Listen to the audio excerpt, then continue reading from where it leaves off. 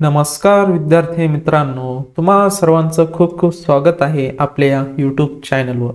विद्यार्थी मित्रांनो, आपण इयत्ता 6वी मधील जो सामान्य विज्ञान हा विषय आहे, तर या विषयामधील आपण जे पाठ आहे तर ते पाठ अभ्यासत आहोत। इयत्ता 6वी मधील सामान्य विज्ञान जो आहे तर त्यामध्ये जे पाठ आहे तर ते पाठ आपण या प्लेलिस्टच्या माध्यमातून संपूर्ण एक एक लेक्चर आपण घेणार आहोत। म्हणजे एक पाठ तुमचा एका लेक्चर मध्ये कव्हर करणार आहोत।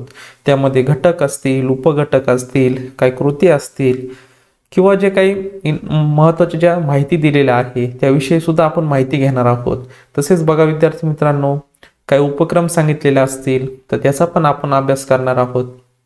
तसेच पाठाखालील जो स्वाध्याय असतो तर त्या स्वाध्यायाचा पण आपण अभ्यास करत असतो। तसेच शेवट उपक्रम सांगितलेला असतो। स्वाध्यायामध्ये जो उपक्रम असतो तर तो पण आपण या लेक्चरच्या माध्यमातून आपण त्याची माहिती जी आहे तर ती माहिती घेत असतो। तर आतापर्यंत खूप सारे आपले लेक्चर झालेले आहे। इयत्ता 5वी मधील सायन्स हा जो विषय आहे, म्हणजे तो परिसर अभ्यास भाग 1 हा जो विषय आहे, या विषयाचे संपूर्ण आपण लेक्चर घेतलेले आहे। ते जर बघायचे असेल आपल्या यूट्यूब चॅनलवर जायचं आहे, प्लेलिस्ट मध्ये गेल्यानंतर तुम्हाला ते इयत्ता 5वी परिसर अभ्यास भाग 1 या नावाने ही जी प्लेलिस्ट आहे तर त्यामध्ये तुम्ही जे लेक्चर आहे तर ते सिक्वेन्सने बघू शकता। तशाच प्रकारे आपण इयत्ता 6वीची जी आहे तर ती 6वीची लेक्चर सिरीज सुरू केलेली आहे। आतापर्यंत बघूयात कोणकोणते लेक्चर झालेले आहेत।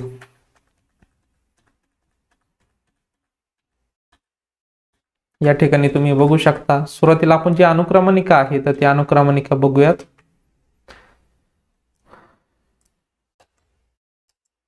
या ठिकाणी बघा, जो पहिला पाठ आहे तर तो अभ्यासलेला आहे नैसर्गिक संसाधने, हवा, पाणी आणि जमीन या पाठाचा आपण अभ्यास केलेला आहे। त्यानंतर सजीव सृष्टी यावर पण आपलं लेक्चर झालेलं आहे। त्यानंतर बघा, सजीवांतील विविधता आणि वर्गीकरण यावर सुद्धा आपलं लेक्चर झालेलं आहे। त्यानंतर आहे आपत्ती व्यवस्थापन, यावर आपण कालच लेक्चर घेतलेलं आहे। तर आजच्या लेक्चरच्या माध्यमातून आपण जो पुढचा पाठ आहे 5 नंबरचा पदार्थ सभोवतालचे अवस्था आणि गुणधर्म हा जो पाठ आहे बघा, 32 नंबर पेज नंबरवर हा पाठ आहे। तर या पाठाचा संपूर्ण अभ्यास आपण या लेक्चरच्या माध्यमातून बघणार आहोत। चला तर आजच्या या लेक्चरला आपण सुरुवात करूया।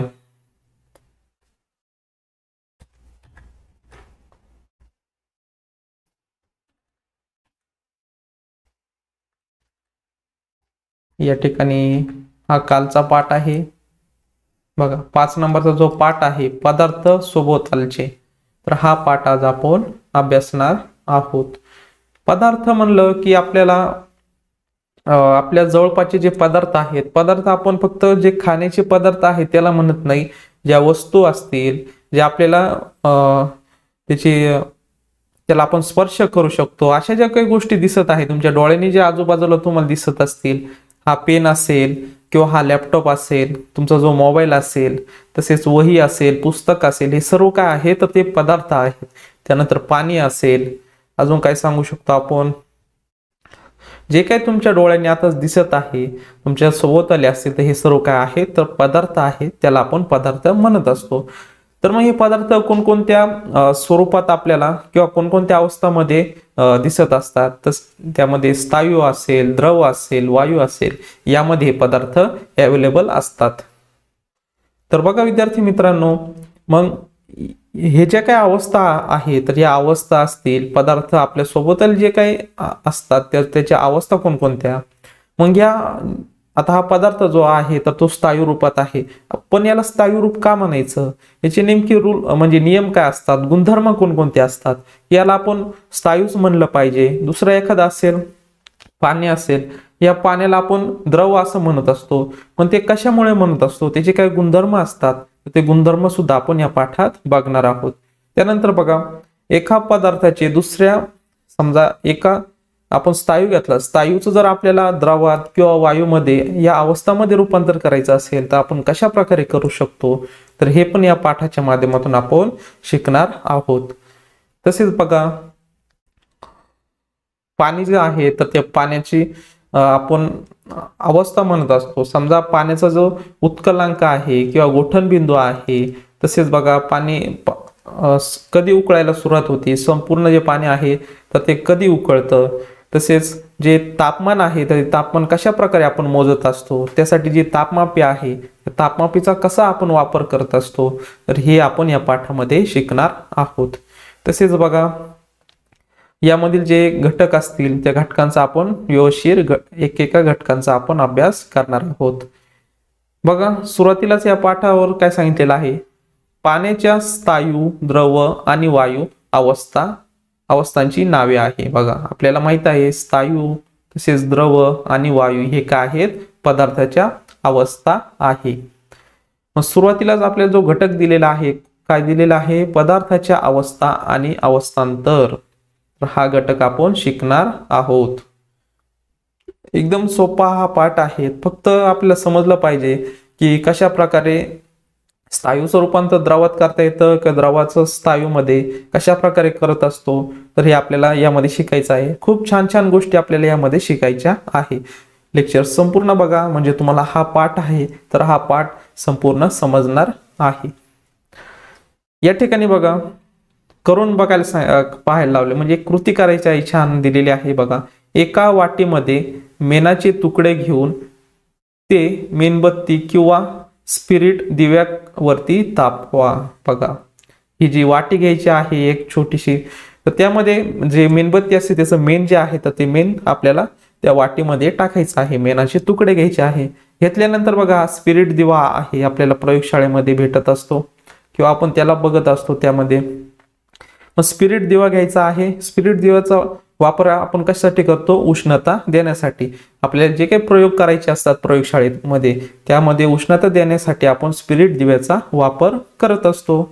मग हा स्पिरिट दिवा घ्यायचा आहे आणि जे या ठिकाणी बघा स्टँडच्या मदतीने काय करायचं आहे, ही जी वाटी आहे तर ती वाटी वरती अडकवायची आहे आणि खालून त्याला आपल्याला उष्णता द्यायची आहे. या चित्रामध्ये जसं आपल्याला दिलेलं आहे तर अशा प्रकारे तुम्हाला ही व्यवस्था जी आहे किंवा मांडणी करायची आहे. केल्यानंतर बघा तुम्हाला काही प्रश्न विचारलेला आहे तर ते बघूयात. मेणाच्या तुकड्यामध्ये काय बदल होतो. बघा आता जे मेण आहे तर ते मेणाला आपण उष्णता दिल्यानंतर त्याचं रूपांतर जे आहे तर ते द्रवात होणार आहे. म्हणजे आपण म्हणू शकतो स्थायूमध्ये काय होतं, मेणाचे तुकडे होते, त्याचं रूपांतर द्रवामध्ये आपल्याला झालेलं दिसून येत असतं. बघा पुढे काय प्रश्न विचारलेला आहे, वरील कृतीत प्रथमतः मेणाची अवस्था कोणती होती. पहिली अवस्था कोणती होती, यामध्ये जे तुकडे होते तर हे तुकडे कोणते होते, स्थायू रूपात होते. कशामध्ये होते, स्थायू या रूपामध्ये होते. त्याचं रूपांतर बघा प्रथमतः मेणाची अवस्था कोणती होती, याचं उत्तर काय ना स्थायू, आणि नंतर काय झालेलं आहे, द्रव यामध्ये रूपांतर झालेलं आहे. पुढचा प्रश्न आहे त्याचे अवस्थांतर कशात झाले. त्याचे अवस्थांतर कशात झालेले आहे, द्रवामध्ये झालेले आहे. आता ही वाटी पुन्हा थंड पाण्यात ठेवा. आता परत ही वाटी काय करायची आहे, एक आपण म्हणू शकतो आता हिला उष्णता द्यायचं बंद करायचं आहे. उष्णता बंद केल्यानंतर लगेच त्या वाटीला हात लावायचं नाही, कारण वाटी जी आहे तर ती गरम झालेली असेल, आपल्याला चटका बसू शकतो. मग अशा वेळेस ती स्टँडच्या मदतीनं किंवा सांडशीच्या मदतीने आपल्याला काय करायचं आहे, तर ती वाटी आहे तर ती थंड पाण्यात ठेवायची आहे, परंतु मेणामध्ये पाणी जाता कामा नये अशा प्रकारे ठेवायचं आहे. यामध्ये बघा आता वाटी पुन्हा थंड पाण्यात ठेवा, काय झाले, आता काय होणार आहे, परत मग द्रवाचं रूपांतर कशात होणार आहे, स्थायू रूपात होणार आहे. म्हणजेच स्थायू रूपात त्याचं रूपांतर होणार आहे. मेणाचे जे तुकडे आहेत ते उष्णता दिल्यानंतर द्रवात रूपांतर झालं होतं या ठिकाणी. मग परत त्याला जर थंड केलं आपण, आता थंड केल्यानंतर त्याचं रूपांतर स्थायू अवस्थेमध्ये होणार आहे. त्यानंतर बघा पदार्थाची एक अवस्था बदलून जेव्हा तो दुसऱ्या अवस्थेत जातो त्या क्रियेस पदार्थाचे अवस्थांतर म्हणतात. बघा जेव्हा पदार्थ आपली जी अवस्था आहे ते अवस्था बदलतो आणि दुसऱ्या अवस्थेमध्ये त्याचं रूपांतर होतं, तर अशा वेळेस त्याला आपण काय म्हणत असतो, पदार्थाचे अवस्थांतर असे म्हणत असतो. मग आपण जो घटक शिकत आहोत तर तो काय पदार्थाची अवस्था कोणत्या आहे? स्थायू, द्रव आणि वायू ह्या काय आहे? पदार्थाच्या अवस्था आहे. मग यांचं अवस्थांतर म्हणजे स्थायूचं द्रावत होऊ शकतं, स्थायूचं वायूमध्ये सुद्धा होऊ शकतं, किंवा वायूचं द्रवामध्ये किंवा वायूचं स्थायूमध्ये सुद्धा रूपांतर होत असतं. तर हेच आपल्याला शिकायचं आहे. खूप सोपा हा काय आहे? पाठ आहे. बघा, पदार्थाचे अवस्थांतर कशाला म्हणायचं? तर हे तुम्हाला प्रश्न येऊ शकतो. पदार्थाची एक अवस्था बदलून तो दुसऱ्या अवस्थेत जातो त्या क्रियेस पदार्थाचे अवस्थांतर असे म्हणत असतो. सांगा पाहू. यामध्ये बघा, स्पिरिट असेल. आता स्पिरिट कशात आहे? या ठिकाणी तुम्ही बघू शकता स्पिरिटचा दिवा आहे. यामध्ये जे स्पिरिट आहे हे स्पिरिट काय आहे? तर एक द्रवामध्ये आहे, म्हणजे त्या मार्फत आपण उष्णता देत असतो. त्यानंतर बघा कापूर असेल, त्यानंतर बघा कापूर आहे, पेट्रोल आहे, तूप आहे, खोबरे तेल आहे, डांबर गोळ्या असतील, नवसागर असेल, तसेच हे या पदार्थापैकी बघा हे जे पदार्थ आहे तुम्हाला माहिती असेल स्पिरिट दिवा आपण उष्णता देण्यासाठी वापरतो. स्पिरिट कशामध्ये असतं? तर ते जे उष्णता द्यायचं जे दिवा आहे तर ते दिव्याच्या आतमध्ये स्पिरिट असतं. तर हे लिक्विडमध्ये असतं. लिक्विड म्हणजेच द्रवामध्ये असतं. कापूर कशामध्ये असतो? या ठिकाणी दाखवलेला आहे, तर तो स्थायूमध्ये आहे. पेट्रोल जे आहे तर ते द्रवामध्ये. तूप जे आहे तर ते या ठिकाणी बघा आपण तो थंड झालं तर ते कशामध्ये होतं? स्थायूमध्ये. आणि उष्णता दिल्यानंतर ते द्रवामध्ये रूपांतर होत असतं. खोबरे तेल कशात आहे? द्रवामध्ये. डांबर गोळ्या हे आपले काय आहे? ह्या डांबर गोळ्या असतील. आणि ही इकडं आपण वरती जो कापूर बघितलेला आहे, कापूर हा या ठिकाणी आहे, आणि ह्या दुसऱ्या काय आहे? डांबर गोळ्या आहेत. नवसागर असेल. हे काय पदार्थ आहे तर ते आपल्याला वेगवेगळ्या अवस्थांमध्ये बघायला भेटत असतात. द्रवामध्ये, काही स्थायूमध्ये आहे, आणि काही वायूमध्ये आढळतात. यामध्ये बघा आपल्याला कोणते पदार्थ तुम्ही थंडीमध्ये गोठलेले पाहिलेले आहेत? आता यामध्ये बघा पेट्रोल गोठतं का? तर नाही. त्यानंतर तूप जे आहे तर ते तूप गोठलेलं दिसतं. तसेच खोबरे तेल आहे, डोक्याला लावत असतो आपण ते, तर हे पण आपल्याला गोठलेलं दिसून येत असते. हे काय दोन्ही गोष्टी आहे, तर ह्या दोन्ही गोष्टी आपल्याला. तसेच बघा तर तूप आणि खोबरे तेल याचं उत्तर काय येणार आहे? तूप आणि खोबरे तेल तुम्हाला गोठलेल्या स्वरूपात थंडीच्या दिवसात दिसत असतं. प्रश्न पहिला बघितलेला आहे. त्यानंतर प्रश्न दुसरा काय सांगितलेला आहे? कोणत्या द्रवांचे वायूत रूपांतर झालेले पाहिले आहे? बघा, जे द्रव आहे द्रवांचे रूपांतर वायूत रूपांतर झालेले तुम्ही बघितलेले आहे. तर बघा आता बघा जे स्पिरिट आहे, स्पिरिट जेव्हा तुम्ही वापरशात मग त्याचं रूपांतर जे आहे तर ते कशात होणार आहे? वायूमध्ये होणार आहे. म्हणजे हे एक असणार आहे. अजून कोणता असणार आहे? पेट्रोल आहे. पेट्रोल वापरल्यानंतर बघा तुम्ही गाडी इंधन म्हणून वापरत असतात. त्यानंतर बघा जो धूर बाहेर पडतो तर मग ते काय आहे? वायूमध्ये रूपांतर झालं त्याचं वापरल्यानंतर. त्यानंतर अजून काय सांगू शकतो? आपल्याला द्रव सांगितलेले आहे. द्रव कोणकोणते आहे? स्पिरिट आहे, पेट्रोल आहे, त्यानंतर तूप, खोबरे तेल, डांबर गोळ्या, नवसागर. यामध्ये जे स्पिरिट आणि पेट्रोल जे आहे तर त्यांचं रूपांतर द्रवातून डायरेक्ट वायूमध्ये होत असतं. प्रश्न तिसरा बघा, कोणत्या स्थायूंचे परस्पर वायूंत रूपांतर झालेले पाहिलेले आहे? बघा कोणत्या स्थायू. आता स्थायू कोणकोणते आहे? या ठिकाणी बघा डांबर गोळ्या आहे, कापूर आहे. आता हे दोन पदार्थ जे आहेत तर ते बघा कोणत्या स्थायूंचे परस्पर वायूत रूपांतर झालेले आहे? बघा आता ज्या कापूर आहेत, कापूर जर तुम्ही हवेत ठेवला, हवेच्या सानिध्यात ठेवला तर त्याचं काय रूपांतर होणार आहे? डायरेक्ट काही न करता त्याचं रूपांतर कशामध्ये होणार आहे? वायूमध्ये होणार आहे. तसेच डांबर गोळ्या आहेत तर त्यांचं पण रूपांतर, स्थायूचं परस्पर रूपांतर वायूमध्ये होत असतं.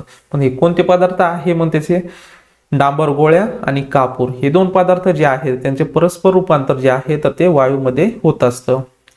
यावरून काय समजते? यावरून आपल्याला असं समजतं की जे आपण पदार्थाची अवस्था बघत असतो, स्थायू, द्रव आणि वायू यांचे रूपांतर जे आहे तर पदार्थ त्यांची अवस्था बदलत असतात. काही स्थायूंचं द्रवामध्ये, द्रवाचं वायूमध्ये, किंवा स्थायूचं डायरेक्ट रूपांतर वायूमध्ये झालेलं आपल्याला दिसून येत असतं. म्हणजे अवस्थांतर, पदार्थाचे अवस्थांतर यामध्ये आपल्याला शिकायला भेटतं.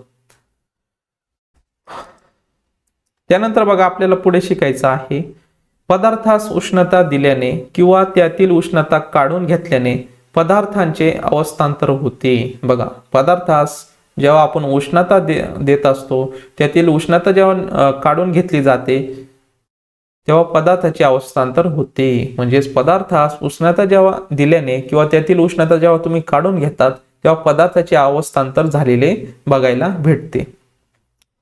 आपल्या सभोवतालचा प्रत्येक पदार्थ हा स्थायू, द्रव आणि वायू यांपैकी कोणत्या ना कोणत्या अवस्थेत आढळतो. बघा, आपल्या सभोवताली जे काही पदार्थ आहेत तर ते सर्व पदार्थ आपल्याला स्थायू असेल, त्यानंतर द्रव असेल आणि वायू यांमध्ये तुम्हाला आढळलेले दिसून येतात. असे होऊन गेले. काय होऊन गेले आता माहिती बघूयात आपण. 19व्या शतकात जे विलार्ड गिब्स या शास्त्रज्ञानाने पदार्थाची वैशिष्ट्ये ही त्यांच्या अवस्थांवर आणि कणांच्या संरचनेवर अवलंबून असतात हे दाखवून दिले. बघा, 19व्या शतकात जे सायंटिस्ट होते बघा, जे विलार्ड गिब्स हे जे शास्त्रज्ञ होते, तर या शास्त्रज्ञांनी पदार्थाचे वैशिष्ट्य ही त्यांचे जे पदार्थाचे जे वैशिष्ट्य असतात तर ते कशावर अवलंबून असतात, ते अवस्था आहे तर त्या अवस्थेवर अवलंबून असतात. अवस्था कोणत्या? स्थायू, द्रव आणि वायू.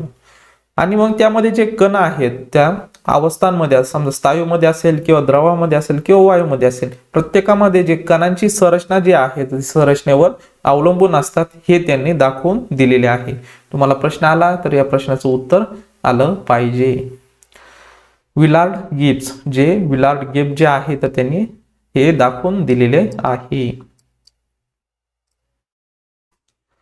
बघा, काही मुद्दे दिलेले आहे तुम्हाला. त्यानंतर त्यामध्ये स्थायू, द्रव आणि वायू यांचा आपल्याला अभ्यास करायचा आहे. उदाहरण घ्यायचे आहे. उदाहरण त्यांनी दिलेलं आहे. बघा, सुरुवातीला लोखंडाचा तुकडा स्थायूमध्ये असतो. द्रवामध्ये काय काय येतात बघा, पाणी येतं, स्पिरिट येतं, तेल येतं आणि वायूमध्ये काय येत असते, हवा येत असते. म्हणजे यांचं वर्गीकरण दिलेलं आहे. आता मग हे उदाहरण घेतलेले आहे, त्यांचा आकार बघूयात. जो आकार आहे तर त्या आकाराविषयी माहिती घेऊयात. स्वतःचा आकार असतो, म्हणजे प्रत्येकाला, म्हणजे जे स्थायू आहे तर त्यांना स्वतःचा आकार असतो. कसेही ठेवले तरी आकार कायम राहतो. म्हणजे जरी त्यांना आपण एका ठिकाणी दुसऱ्या ठिकाणी ठेवलं, उभं ठेवलं, आडवं ठेवलं, तर त्यांचा जो आकार आहे तर आकार तो बदलत नाही. म्हणजे त्यांना स्वतःचा एक आकार असतो. आता द्रवाचं बघा, त्यांचा आकार बघूयात. स्वतःचा आकार नसतो. भांड्याचा आकार घेतात. जर तुम्ही पाणी बघा बॉटलमध्ये ठेवलं तर ते बॉटलीचा आकार घेतं. त्यानंतर एखाद्या भांड्यात पाणी ठेवलं तर ते भांड्याचं जे आकार आहे तर ते आकार ते घेत असतं. म्हणजे यांना स्वतःचा आकार नसतो. तशाच प्रकारे स्पिरिट असेल, तेल असेल, यांचं पण असं आहे की स्वतःचा आकार नसतो. ज्या वस्तूमध्ये तुम्ही टाकशाल त्यानुसार ते आकार घेत असतात. त्यानंतर बघा वायू आहे. वायूचं बघा स्वतःचा आकार नसतो. त्यांना पण काय असतो, स्वतःचा आकार नसतो. त्यानंतर बघा उपलब्ध असलेली सर्व जागा व्यापतात. म्हणजे जी काही तो वायूंना जागा भेटतील तर ते जागा काय करत असतात, व्यापत असतात. मग अशा प्रकारे आपण स्थायूंचे आकार बघितले, द्रवांचे आकार बघितले आणि वायूंचे आकार बघितले. आकार आणि त्यानंतर बघा आकारमान शिकूयात. नेमकी मग स्थायूंचं आकारमान कसं असतं, द्रवांचं आकारमान कसं असतं, वायूंचं आकारमान कसं असतं ते आता बघूयात. ठराविक आकारमान असते. बघा, स्थायूंना काय असते, ठराविक आकारमान असते. जसं की साखर असेल, वाळू असेल, असे स्थायू सपाट पृष्ठभागावर ओतल्यास त्यांचा ढीग तयार होतो. बघा, जर तुम्ही साखर एखाद्या ताटलीमध्ये किंवा एखाद्या पृष्ठभागावर जर तुम्ही ओतली तर ते काय करत असतात, ओतल्यास तो ढीग तयार होत असतो. तसंच वाळूचा जो आहे तर तो ढीग तुम्हाला बघायला भेटत असतो. म्हणजे त्यांना एक विशिष्ट आकारमान असतं, आपण असं म्हणू शकतो. त्यानंतर बघा द्रवाला पण बघा ठराविक आकारमान असते। यामध्ये बघा जे द्रव आहे तर त्यांना आकारमान असते। भांड्यातील ठराविक जागा व्यापतात। बघा भांड्यात जर तुम्ही टाकलं तर मग ते नक्कीच त्याच्या आकारमाने एवढं ते काय करणार, जागा व्यापणार। त्यानंतर बघा सपाट पृष्ठभागावर ओतले तर पसरतात। बघा सपाट पृष्ठभागावर जर तुम्ही ओतलं तर ते काय होतात, पसरत असतात। द्रव काय होत असतं, पसरत असतं। उताराच्या दिशेने वाहतात। बघा जर तुम्ही उतार्यावर जर ते पाणी, स्पिरिट किंवा तेल ओतलं तर ते काय होणार, गुरुत्वाकर्षणामुळे ते काय होणार, खालच्या दिशेने गेलेलं तुम्हाला दिसून येत असतं। त्यानंतर बघा वायू जो आहे, वायू काय आहे, ठराविक आकारमान नसते। याला काय असते, आकार नसतो आणि आकारमान पण नसतं। त्यानंतर बघा भांड्यात बंदिस्त वायूंवरील दाब कमी जास्त केल्यास त्याचे आकारमान कमी जास्त होते। बघा एखाद्या ठराविक भांड्यामध्ये किंवा वस्तूमध्ये आपण त्याला ठेवलं आणि त्याच्यावर जर काही दाब दिला आपण तर त्याचे आकारमान जे आहे तर ते आकारमान बदलत असतं। जसं बघा तुम्ही फुगवलेला फुगा बघितला असेल, जर त्याला तुम्ही दाबलं तर त्याचं काय होतं, आकारमान जे आहे तर ते आकारमान बदललेलं तुम्हाला दिसून येत असतं। तर अशा प्रकारे आकारमान जे आहे स्नायूंचं कसं असतं, द्रवांचं कसं असतं आणि वायूंचं कसं असतं तर ते आपण बघितलेलं आहे। तर आता पुढचा मुद्दा शिकायचा का आपण, उष्णता आणि अवस्थांतर। तर आता पुढचा जो घटक आहे तर तो घटक आपण शिकूयात, उष्णता आणि अवस्थांतर। उष्णता हा घटक जो आहे आणि त्यानंतर बघा उष्णता दिल्यामुळे जे आपले पदार्थाच्या ज्या अवस्था आहे, स्थायू असेल, स्थायू, द्रव आणि वायू, हे ज्या अवस्था आहे या अवस्थांना जर आपण उष्णता दिली तर त्याचं कशा प्रकारे रूपांतर दुसऱ्या अवस्थेमध्ये होतं, तर हेच आता आपल्याला शिकायचं आहे। यामध्ये बघा उष्णता म्हणजे काय आपल्याला माहितीच आहे, मग अवस्थांतर म्हणजे काय आपण बघूयात।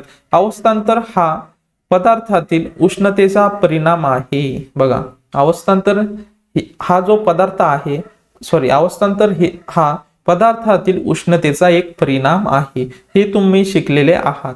उष्णता मिळाली की स्थायूंचे रूपांतर स्थायूंचे रूपांतर द्रवात होते, तर द्रवाचे वायूमध्ये होत असते। बघा जर पाणी घेतलं, पाण्याला जर तुम्ही उष्णता दिली तर काय होणार आहे, किंवा तुम्ही मेणाचंच उदाहरण घ्या, आपण पाण्याचं घेतलं, पाण्याला जर उष्णता दिली तर द्रवाचे काय होणार, रूपांतर वायूमध्ये होणार। आणि जर स्थायूंचे द्रवात तर त्यासाठी एक उदाहरण घेऊयात, मेणाचं घेऊयात। मेण काय आहे तर स्थायू रूपामध्ये आहे, त्याला जर उष्णता दिली तर त्याचं रूपांतर जे आहे तर ते कशामध्ये होणार आहे, द्रवामध्ये होणार आहे। तर अशा प्रकारे बघा आपण अवस्थांतर कशा प्रकारे आपण त्याची माहिती जी आहे तर ती माहिती बघितलेली आहे। तसेच पदार्थ थंड होत गेला म्हणजे त्यातील उष्णता कमी झाली। बघा तसेच पदार्थ मग हळूहळू थंड केला आपण, तर थंड केल्यानंतर त्याच्यातली जी उष्णता आहे तर ती उष्णता कमी कमी होत असते। आणि वायूचे द्रवात तर द्रवाचे स्थायूत रूपांतर होत असते।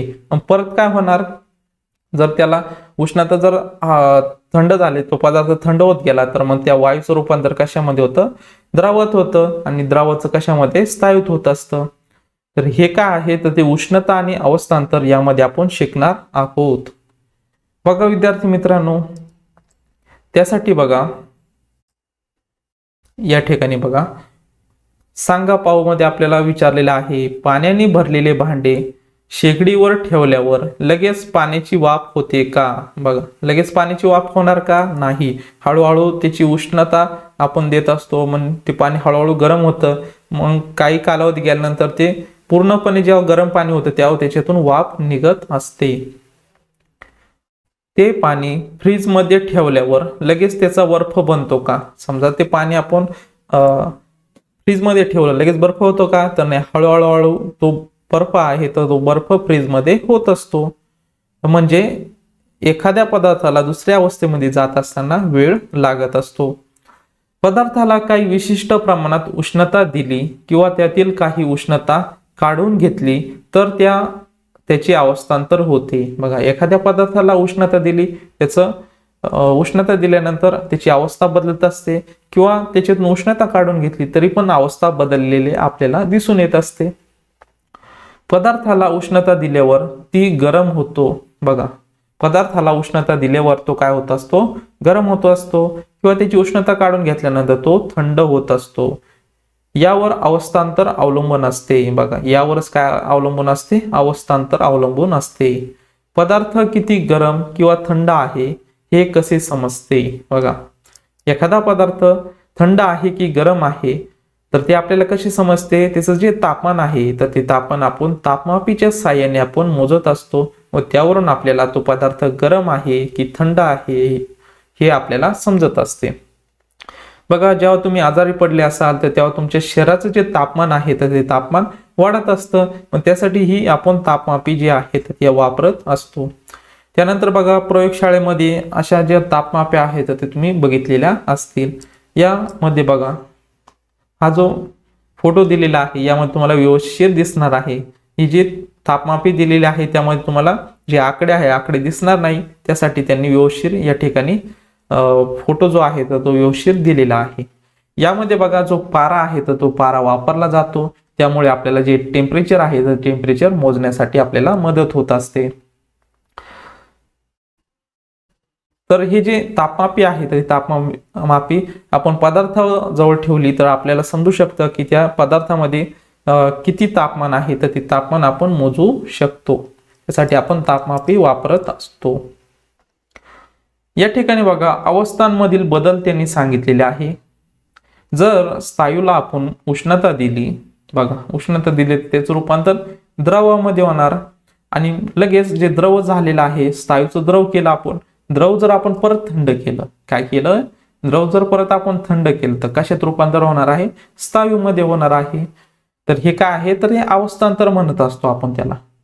परत मग आता द्रवाचं उदाहरण घेऊया। द्रवाला जर उष्णता दिली तर त्याचं रूपांतर कशामध्ये होणार, वायूमध्ये होणार, आणि या वायूला जर परत आपण थंड केलं तर थंड केल्यानंतर ते काय होणार, द्रव होणार। हे काय आहे, तर हे आपण अवस्थांतर म्हणत असतो। स्थायूचं द्रवामध्ये रूपांतर होणे याला अवस्थांतर म्हणत असतो, परत द्रवाचं स्थायूमध्ये रूपांतर याला आपण काय म्हणत असतो, अवस्थांतर असे म्हणत असतो। तसेच द्रवाचं वायूमध्ये होतं, वायूचं परत द्रवामध्ये होतं, याला आपण अवस्थांतर असे म्हणत असतो। तर आता ही तापमापी किंवा तापमान हा जो घटक आहे तर तो हा घटक शिकणार आहोत।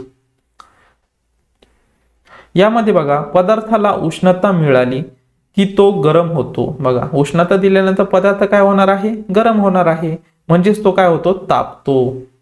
पाणी किती तापवले आहे याचा अंदाज घेण्यासाठी आपण त्यात बोट किंवा हात बुडवतो, परंतु अशा मोजमापात अचूकता नसते। बघा, अशा वेळेस आपण अंदाज घेत असतो, एखाद्या भांड्यात पाणी सकाळी बघा आंघोळीसाठी पाणी तापवत असतो, अशा वेळेस जे पाणी आहे तर पाण्यामध्ये आपण हात घालून किंवा बोट घालून बघत असतो, परंतु तेव्हा आपल्याला ॲक्युरेट समजतं का किती तापमान आहे, की किती उष्णता आहे त्यामध्ये, तर हे आपण अचूक सांगू शकत नाही।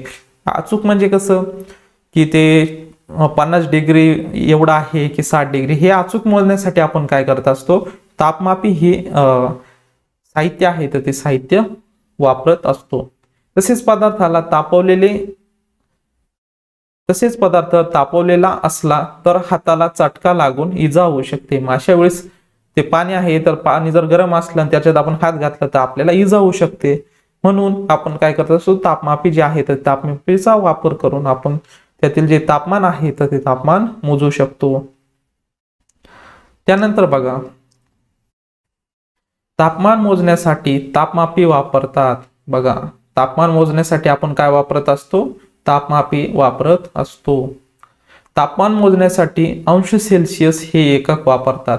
मग किती सेल्सिअस तापमान आहे त्यासाठी जे एकक असतं तर ते काय आहे, एकक 0 अंश सेल्सिअस। वेगवेगळ्या प्रकारच्या तापमाप्या आपल्याला पाहायला मिळतात। या ठिकाणी बघा, ह्या अशा काही मोठ्या असतात, काही छोट्या असतात। तर काय बघा, आपण आजारी पडल्यानंतर आपल्या शरीरातील तापमान मोजण्यासाठी वेगवेगळ्या तापमाप्या असतात। तर अशा प्रकारे आपण वेगवेगळ्या ज्या तापमाप्या आहेत तर त्या तापमाप्या बघायला भेटत असतात. सध्या डिजिटल तापमापीचा वापर मोठ्या प्रमाणावर केला जातो.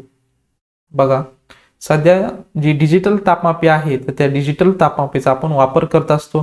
त्यामध्ये जी ॲक्युरेसी आहे म्हणजे योग्य जे आहे योग्य तापमान आपल्याला कळत असतं. मग तुम्हाला समजलंच असेल तापमापीचा किती उपयोग होत आहे आपल्याला. या ठिकाणी बघा, करून पहा.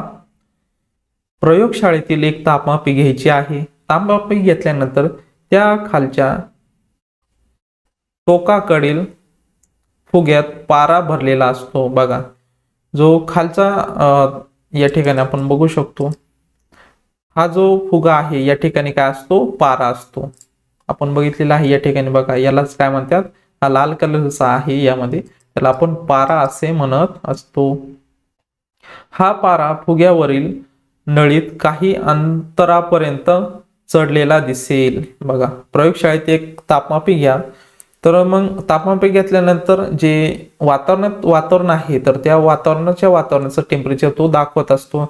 म्हणजेच तो थोडा वर चढलेला दिसतो. जवळपास 22-23 यामध्ये तुम्हाला हा दिसत असतो. जर उन्हाळ्यात असेल तर तो जास्त चढलेला दिसत असतो. अशा प्रकारे थंडीत काय होणार आहे, कमी असणार आहे. पाऱ्याच्या स्तंभा शेजारी अंशाकलन केले दिसते. बघा, जो पारा आहे तर पाऱ्याच्या शेजारी बघा आकडे दिसतात. 10°C, 20, 30, 40 ते असं 100 आणि मोठे असेल तापमान तर त्यापेक्षा जास्त दाखवलेलं आपल्याला दिसून येतं. पाऱ्याच्या पातळी शेजारील संख्या वाचा. बघा, जो पारा आहे तर त्याच्या शेजारी जी संख्या आहे या ठिकाणी आपल्याला व्यवस्थित दिसणार आहे. बघा, जवळपास किती 120 अंश या ठिकाणी हे फॅरेनहाइट दिलेलं आहे आणि या ठिकाणी सेल्सिअस दिलेले आहे. 50°C पर्यंत या तापमापीचा आपण मोजू शकतो. त्यापेक्षा जास्त असतात. आणि इकडे फॅरेनहाइट दिलेलं आहे, आपल्याला सेल्सिअस सांगितलेलं आहे. सेल्सिअस किती आहे, 50 आहे.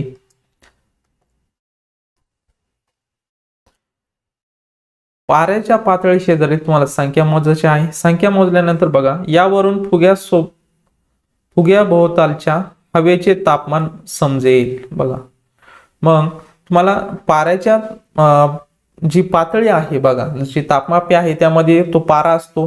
पारा मग त्याच्या शेजारी जी रेषा आहे तर त्या रेषा काय दाखवतात की तापमान दाखवत असतात.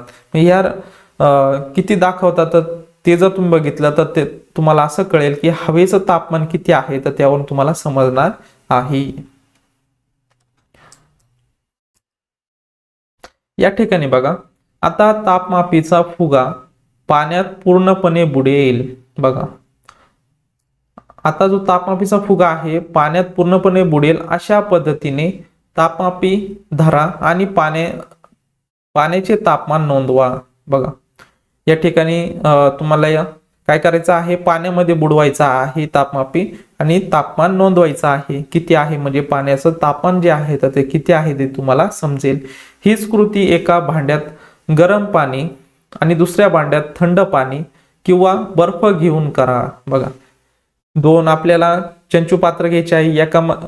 3 घ्यायचे आहे. एकामध्ये पाणी घ्या, एकामध्ये गरम पाणी घ्या आणि एकामध्ये बर्फ असलेलं थंड पाणी घ्या किंवा बर्फाचे तुकडे टाकून जे पाणी आहे तर ते थंड पाणी तुम्हाला घ्यायचं आहे.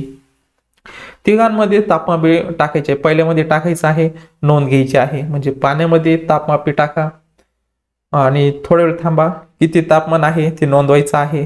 परत तापमापी काढून घ्यायचे आहे.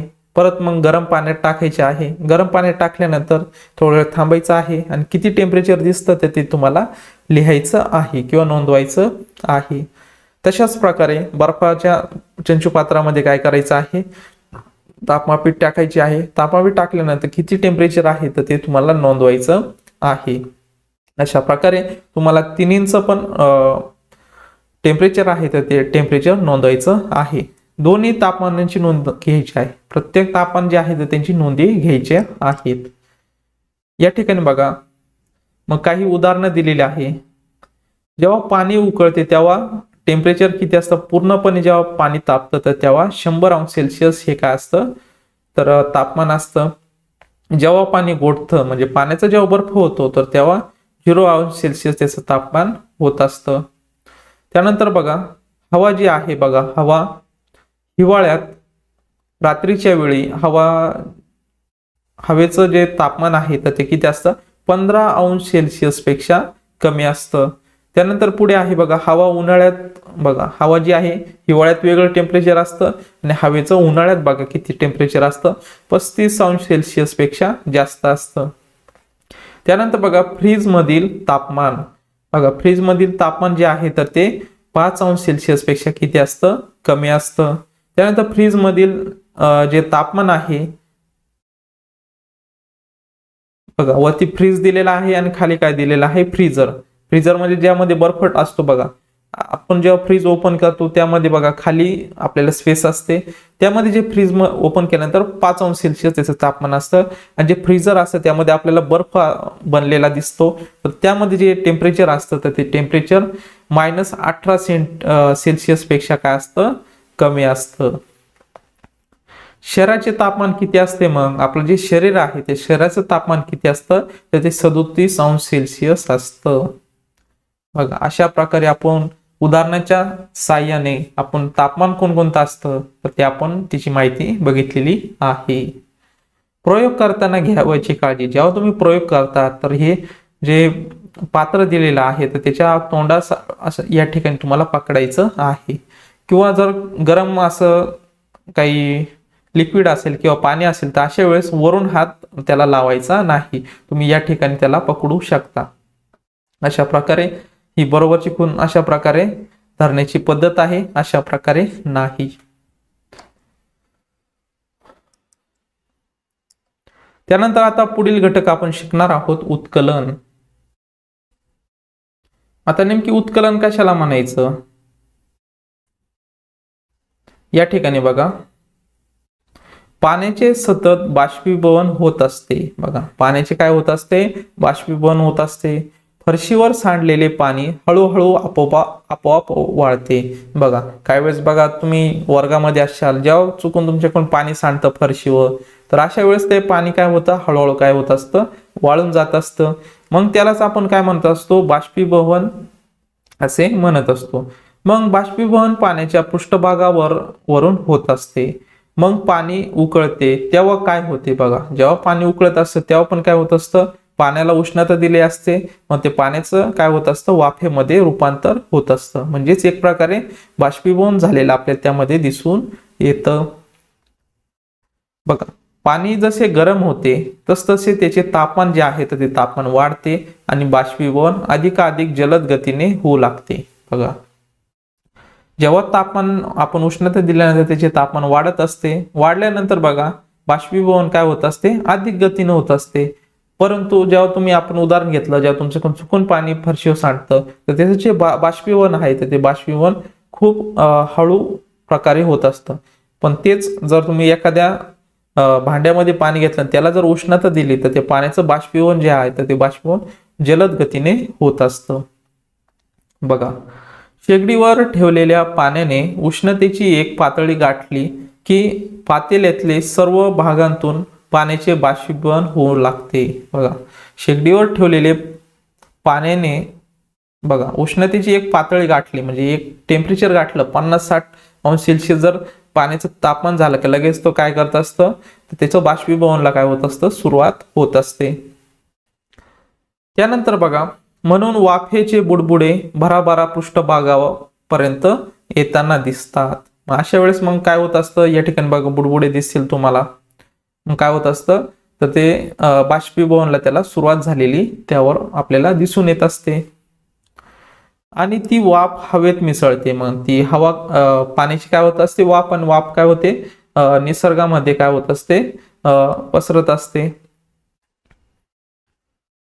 बघा ती वाफ हवेत काय होत असते, मिसळते. यालाच पाण्याचे उत्कलन असे म्हणत असतो. बघा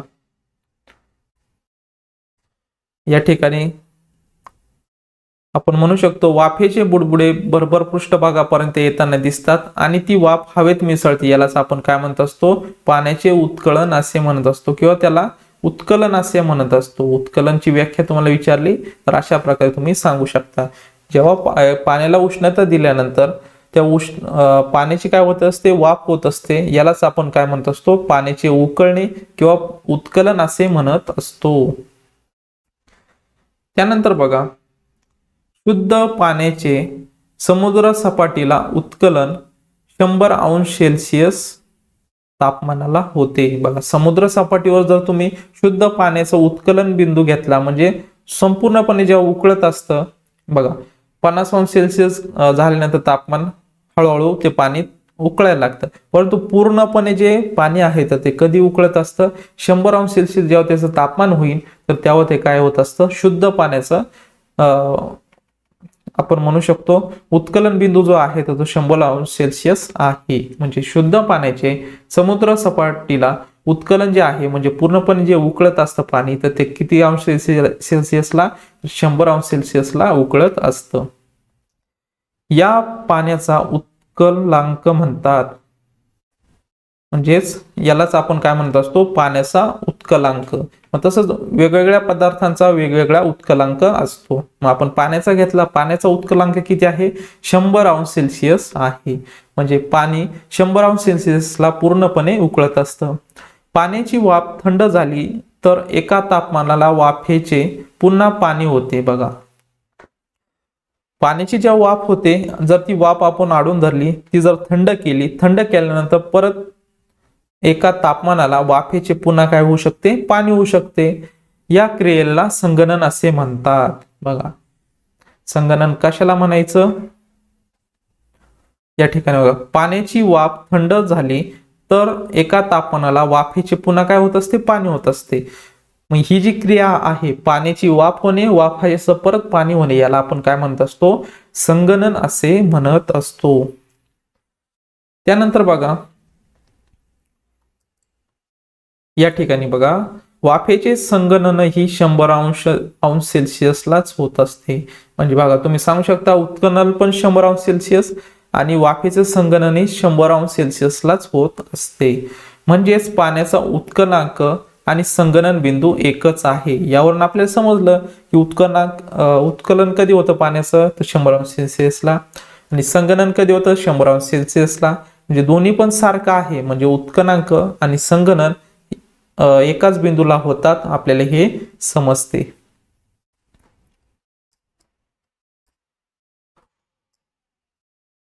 त्यानंतर बघा, एका चंचुपात्रात थोडं पाणी घ्यायचं आहे तुम्हाला. त्यात एक तापमापी ठेवायची आहे. आता या ठिकाणी बघा, तापमापे ठेवली. त्यानंतर आता चंचुपात्राला स्पिरिटच्या दिव्याने उष्णता द्यायची आहे. बघा, एका चंचुपात्रात थोडे पाणी घ्यायचं आहे. पाणी घेतल्यानंतर त्याच्यात एक तापमापी ठेवा आणि आता चंचुपात्राला काय करायचे आहे, उष्णता द्यायची आहे. उष्णता दिल्यानंतर बघा, पाण्याचा उत्कलन बिंदू किती आहे, तापमानास आहे, याची नोंद करा. उत्कलन बिंदू 100 अंश सेल्सिअस. आणि आता पाण्यात थोडे मीठ किंवा साखर टाकून पुन्हा उत्कलन बिंदू कोणता आहे तर ते बघा. आता बघा, पहिलं उत्कलन बिंदू घेतला 100 अंश सेल्सिअसला, पूर्ण पाणी तापमान जे आहे तर ते तापमानाची नोंद केली, 100 अंश सेल्सिअस आपल्याला भेटलं. आणि त्यानंतर बघा, पाण्यात थोडे मीठ टाकले. नंतर काय करायचं आहे, पाण्यात काय करायचं आहे, ते दुसरं पाणी घ्यायचं आहे आणि मग त्या पाण्यामध्ये थोडं मीठ टाका आणि साखर टाका आणि ते ढवळून घ्या. ढवळल्यानंतर मग काय करायचं आहे, परत त्याला उष्णता द्यायची आहे. उष्णता दिल्यानंतर ते काय आहे, उत्कलन बिंदू जो आहे तर तो म्हणजे त्यामध्ये बदल तुम्हाला दिसणार आहे.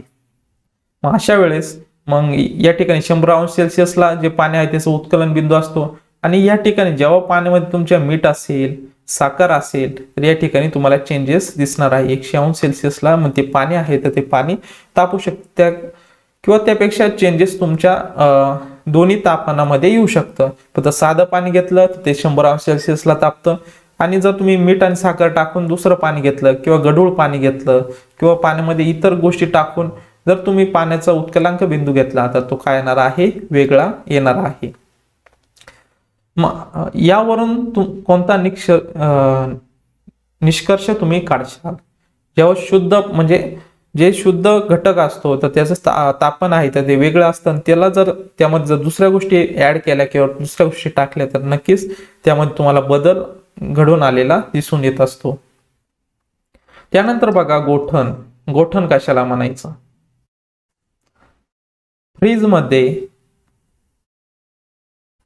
किंवा बर्फावर ठेवलेली पाणी थंड होत जाते. बघा, फ्रीज मध्ये किंवा बर्फावर जर पाणी ठेवलं तर ते पाणी काय होत असतं? थंड होत जाते, म्हणजेच त्याचे तापमान कमी कमी होत असते. बघा, तुम्ही जर बर्फावर एखादी बॉटल ठेवली, आपली प्लॅस्टिकची बॉटल जी भेटते तर ती बॉटल ठेवली तर ते काय होणार? हळूहळू ते पाणी आहे तर ते पाणी थंड होत जाणार. किंवा फ्रीज मध्ये जर तुम्ही बॉटल ठेवली तर त्यावेळेस सुद्धा अशीच प्रोसेस होणार आहे. तर एका ठराविक तापमानावर पाणी आणखी थंड न होता त्याचा बर्फ बनू लागतो, म्हणजेच ते गोठू लागते. बघा, जेव्हा तुम्ही फ्रीजमध्ये बॉटल ठेवशाल किंवा बर्फावर बॉटल ठेवशाल, मग एक वेळेस असं टेम्परेचर येतं की त्या टेम्परेचरला त्या पाण्याचा काय होत असतो? बर्फ होत असताना तुम्हाला दिसून येत असते. हे तुम्ही बघितलेलेच असेल. बघा, उन्हाळ्याच्या वेळेस तुम्ही थंड पाणी घेत असतात तर त्यावेळेस तुमचं फ्रीजरमध्ये जर तुम्ही बॉटल ठेवली किंवा बर्फावर बॉटल ठेवली तर त्यामध्ये बर्फ झालेला तुम्हाला दिसून येत असतो. ज्या तापमानावर हे घडते त्याला पाण्याचा गोठण बिंदू असे म्हणतात. म्हणजे बघा, पाणी ज्या वेळेस गोठायला लागते, ज्या ठराविक तापमानावर पाणी गोठत असते तर त्याला आपण पाण्याचा गोठण बिंदू असे म्हणत असतो. परीक्षेला प्रश्न येऊ शकतो याच्यावर. पदार्थाचे तापमान 0 अंशहून कमी होऊ शकते. बघा, जे पदार्थ आहे तर त्याचे तापमान आपण 0 अंश सेल्सिअस हून कमी करू शकतात. बघा, 0 पेक्षा मग ते -1, -2, -3 म्हणजे अशा प्रकारे त्याचं तापमान जे आहे ते 0 पेक्षा सुद्धा कमी होऊ शकतं. उदाहरणार्थ, फ्रीजर मधील हवेचे जे तापमान आहे तर ते तापमान 18 अंश सेल्सिअस असते. बघा, आपण वर बघितलेलं आहे. या ठिकाणी आपल्याला दाखवलेलं आहे फ्रीज मधील तापमान जे आहे तर ते -15 अंश सेल्सिअस इतकं असतं. त्यानंतर बघा, 0 अंश पेक्षा कमी तापमान असल्यास ते उणे अंश सेल्सिअस मध्ये सांगतात. बघा, 0 अंश पेक्षा कमी तापमान असेल तर त्याला आपण उणे अंश सेल्सिअस सांगत असतो. काय म्हणत असतो? उणे अंश सेल्सिअस असे सांगत असतो. बर्फाला उष्णता मिळाली की तो वितळू लागतो. बघा, जेव्हा बर्फाला आपण उष्णता देणार तो बर्फ काय होणार? वितळू लागतो, म्हणजेच त्याचे पुन्हा द्रवात रूपांतर होते. यालाच काय म्हणतात? विलन असे म्हणतात. बघा, जेव्हा बर्फाला आपण उष्णता देतो, उष्णता दिल्यानंतर त्या बर्फाचे जेव्हा पाण्यामध्ये रूपांतर होत असते तर मग अशा वेळेस या प्रक्रियेला म्हणजेच बर्फाचं द्रावात रूपांतर होणे या पद्धतीला आपण काय म्हणत असतो? विलन असे म्हणत असतो. बर्फाचे विलन ही 0 अंशला होत असते. बघा, बर्फाचे जे विलन आहे तर ते कशाला होत असते? 0 अंश सेल्सिअसला होत असते. म्हणजेच पाण्याचा गोठण बिंदू आणि विलन बिंदू हा एकच आहे. जसं आपण बघितलं उत्कलन बिंदू आणि बघा या ठिकाणी आपण संगणन आणि संगणन जे आहे म्हणजे पाणी गोठायला लागणे.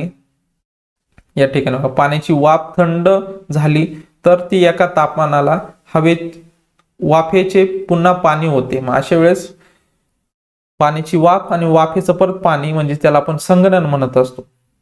मग हे संगणन असेल किंवा पाणी उकळणे असेल म्हणजे पाण्याची वाफ थंड झाली तर एका तापमानाला वाफेचे पुन्हा पाणी होते. म्हणजे वाफेचे पाणी होते याला आपण काय म्हणत असतो? संगणन म्हणत असतो. आणि उत्कलन, पाणी जेव्हा पूर्णपणे तापतं त्याला उत्कलन बिंदू असे म्हणत असतो किंवा उत्कलन असे म्हणत असतो. हे जसं 100 अंश सेल्सिअसला होतं तशाच प्रकारे हे जे दोन गोष्टी आहेत म्हणजे पाण्याचं विलन आणि गोठण बिंदू. बघा, विलय बिंदू आणि गोठण बिंदू हा एकच आहे. म्हणजे 0 अंश सेल्सिअसला काय होत असते? पाण्याचं गोठण बिंदू असतो आणि विलय बिंदू हा एकच असतो. यावरून आपल्याला समजत आहे. त्यानंतर बघा, प्रत्येक पदार्थाचा विशिष्ट उत्कलन बिंदू असतो. तोच त्याचा संगणन बिंदूही असतो। मग यावरून आपल्याला समजलं की प्रत्येक जे पदार्थ आहे, तुम्हाला आजूबाजूला जेवढे पदार्थ दिसत आहे त्यांचा जो उत्कलन बिंदू आहे बघा, त्याचा जो उत्कलन बिंदू असतो तोच त्याचा काय असतो, संगणन बिंदूही असतो। प्रत्येक पदार्थाचा विशिष्ट गोठण बिंदू असतो, तोच त्याचा काय असतो, विलय बिंदूही असतो। म्हणजे यामधून तुम्हाला समजलं की उत्कलन आणि संगणन एखाद्या पदार्थाचा सारखाच असतो, तशाच प्रकारे गोठण बिंदू आणि विलय बिंदू हा पण एखाद्या पदार्थाचा सारखाच असतो। त्यानंतर बघा, पदार्थ गरम होताना ज्या तापमानाला त्याचे उत्कलन होते त्याच तापमानाला त्याचे थंड होताना संगणन होते। पदार्थ थंड होताना ज्या तापमानाला गोठतो त्याच तापमानाला तो गरम होताना वितळतो। यावरून आपल्याला समजले की एखादा पदार्थ गरम होताना ज्या तापमानाला गरम होतो त्याला आपण उत्कलन म्हणतो, त्याच तापमानाला त्याचे थंड होताना संगणन होते, त्याच तापमानाला त्याचे संगणन होते। बघा, पदार्थ थंड होताना ज्या तापमानाला गोठतो त्याच तापमानाला गरम होताना वितळत असतो, हे आपल्याला यामधून समजलेलं आहे। या ठिकाणी बघा अजून काय सांगितलेलं आहे आपल्याला, पदार्थाला उष्णता मिळत असताना, जेव्हा एखाद्या पदार्थाला आपण उष्णता देत असतो पण तेव्हा बघा या ठिकाणी बघा, जेव्हा पदार्थाला उष्णता आपण देत असतो तेव्हा काय होतं, स्थायूचं विलन कशात होतं, द्रवामध्ये, द्रवाला मग उष्णता दिल्यानंतर वायूमध्ये, अशा प्रकारे ही प्रोसेस असते। आणि मग संगणन होत असताना काय होणार, वायूचं काय होणार, द्रवात रूपांतर होणार आणि परत मग द्रवाचं कशामध्ये होणार, गोठणमध्ये रूपांतर होणार। अशा प्रकारे ही प्रोसेस असते। म्हणजे पदार्थातील उष्णता कमी होत असताना अशा प्रकारे होत असते। वरती उष्णता दिल्यानंतर काय होत असते, स्थायूचं द्रवात, द्रवाचं वायूत, आणि संगणन होत असताना किंवा उष्णता कमी करत असताना आपण काय होत असतं, वायूचं द्रवात, द्रवाचं स्थायूमध्ये रूपांतर झालेलं तुम्हाला दिसून येत असतं। अशा प्रकारे तुम्ही यामधील फरक जो आहे तो फरक बघू शकता। त्यानंतर बघा, जरा डोके चालवा, खालील तक्त्यात काही पदार्थाचे उत्कलन व गोठण बिंदू दिले आहेत, त्यावरून पदार्थ स्थायू, द्रव व वायू यांपैकी कक्ष तापमानास कोणत्या अवस्थेत राहत असतील ते सांगा। या ठिकाणी बघा तुम्हाला गोठण बिंदू दिलेला आहे, अंदाजे दिलेला आहे, आणि उत्कलन बिंदू दिलेला आहे, हा पण अंदाजे दिलेला आहे। यावरून तुम्हाला सांगायचं आहे की काय सांगायचं आहे, यांपैकी कक्ष तापमानास कोणत्या अवस्थेत राहतील ते सांगा। मेणबत्ती बघा, तिचा गोठण बिंदू 60 अंश सेल्सिअसला आहे आणि उत्कलन बिंदू 350 अंश सेल्सिअस आहे। गोठण बिंदू आहे 60 अंश सेल्सिअस। मग हे अंदाजे त्यांचं कक्ष तापमान किती असणार आहे तर हे तुम्हाला सांगायचं आहे। मग अंदाजे आपण त्याला सांगू शकतो की यांच्या मध्येच असणार आहे, उत्कलन बिंदू आणि गोठण बिंदूच्या मध्ये काय असतं, कक्ष तापमानाला ते अवेलेबल असतं। म्हणजे आपण सांगू शकतो 100 अंशला, हे पण मग अंदाजे असणार आहे। जर 60 अंश त्याने गोठण बिंदू दिलेला आहे आणि उत्कलन बिंदू 350 दिलेला आहे तर मग 100 अंश सेल्सिअस आपण सांगू शकतो मेणबत्तीचं कक्ष तापमान असणार आहे। त्यानंतर बघा, प्लास्टिक दिलेला आहे 250 पेक्षा कमी सांगितलेला आहे, 250 अंश सेल्सिअस पेक्षा त्यांनी काय सांगितलेलं आहे, अंश सेल्सिअस पेक्षा कमी। आणि उत्कलन बिंदू जो आहे तर त्यांनी सांगितलेला आहे 954 अंश सेल्सिअस सांगितलेला आहे। या दोघांच्या मध्ये मग कक्ष तापमान असणार आहे आपण 500 अंश सेल्सिअस घेऊ शकतो। हे अंदाजे आहे, हे काही योग्य असेलच। म्हणजे जे दोन बिंदू दिलेले आहे, गोठण बिंदू आणि उत्कलन बिंदू, यांच्या दोघांच्या मध्ये काय असतं, त्या पदार्थाचं कक्ष तापमान असतं, हे आपल्याला माहित आहे। तसेच लोहाचा आपण घेऊ शकतो 1535 अंश सेल्सिअस आणि उत्कलन बिंदू दिलेला आहे 2832। मग त्यामध्ये आपण सांगू शकतो की याचा 2000 अंश सेल्सिअस काय असू शकतं, कक्ष तापमान असू शकतं। अशा प्रकारे आपल्याला समजतं की गोठण बिंदू आणि उत्कलन बिंदू यांच्यामध्ये काय असणार आहे तर कक्ष तापमान असणार आहे। जो पदार्थ आहे त्याचं तापमान जे आहे तर ते दोघांच्या मधोमध असतं, अशा प्रकारे तुम्ही सांगू शकता. या ठिकाणी बघा, अवस्थांतरांचे विविध उपयोग. ज्या अवस्था आहे तर त्या अवस्थांतरांचे विविध उपयोग. मग याचे उपयोग आपल्याला कशा प्रकारे होत असतात तर बघूयात. पहिला आहे पॅराफिन वॅक्स, म्हणजे वितळून मेणबत्त्या बनवतात. आता आपल्याला मेणबत्त्या बनवायची असेल तर मग अशा वेळेस त्याला उष्णता देऊन त्याचं द्रवात रूपांतर करतो. द्रवात रूपांतर केल्यानंतर ज्या विशिष्ट आकारामध्ये आपल्याला मेणबत्ती बनवायची आहे तर त्यामध्ये आपण त्या आकारामध्ये ते द्रावण टाकून व्यवस्थित त्याला आकार देऊ शकतो. म्हणजे मेणबत्ती बनवण्यासाठी याचा उपयोग होत असतो. त्यानंतर बघा, गोठवलेला कार्बन डायऑक्साईड, शुष्क बर्फ आईस्क्रीम तयार करताना व ते थंड ठेवण्यासाठी उपयोग होत असतो. बघा, उन्हाळ्याच्या वेळेस तुम्ही जर आईस्क्रीम खाल्लेला असाल तर मग बघा, गोठवलेला जो कार्बन डायऑक्साईड शुष्क बर्फ आहे, हा शुष्क बर्फ आईस्क्रीम तयार करताना व ते थंड ठेवण्यासाठी उपयोग, म्हणजे जी आईस्क्रीम आपण तयार केलेली आहे ती थंड ठेवण्यासाठी आपण काय करत असतो, पदार्थाचे जे अवस्थांतर आहे तर त्याचा उपयोग करत असतो. म्हणजे बर्फाचा उपयोग करून पाण्याचा बर्फ करतो आणि ते आईस्क्रीम आहे, आईस्क्रीम थंड करण्यासाठी आपण त्याचा उपयोग करत असतो. यामध्ये सुद्धा अवस्थांतर जे आहे तर त्याचा आपण उपयोग केलेला आहे.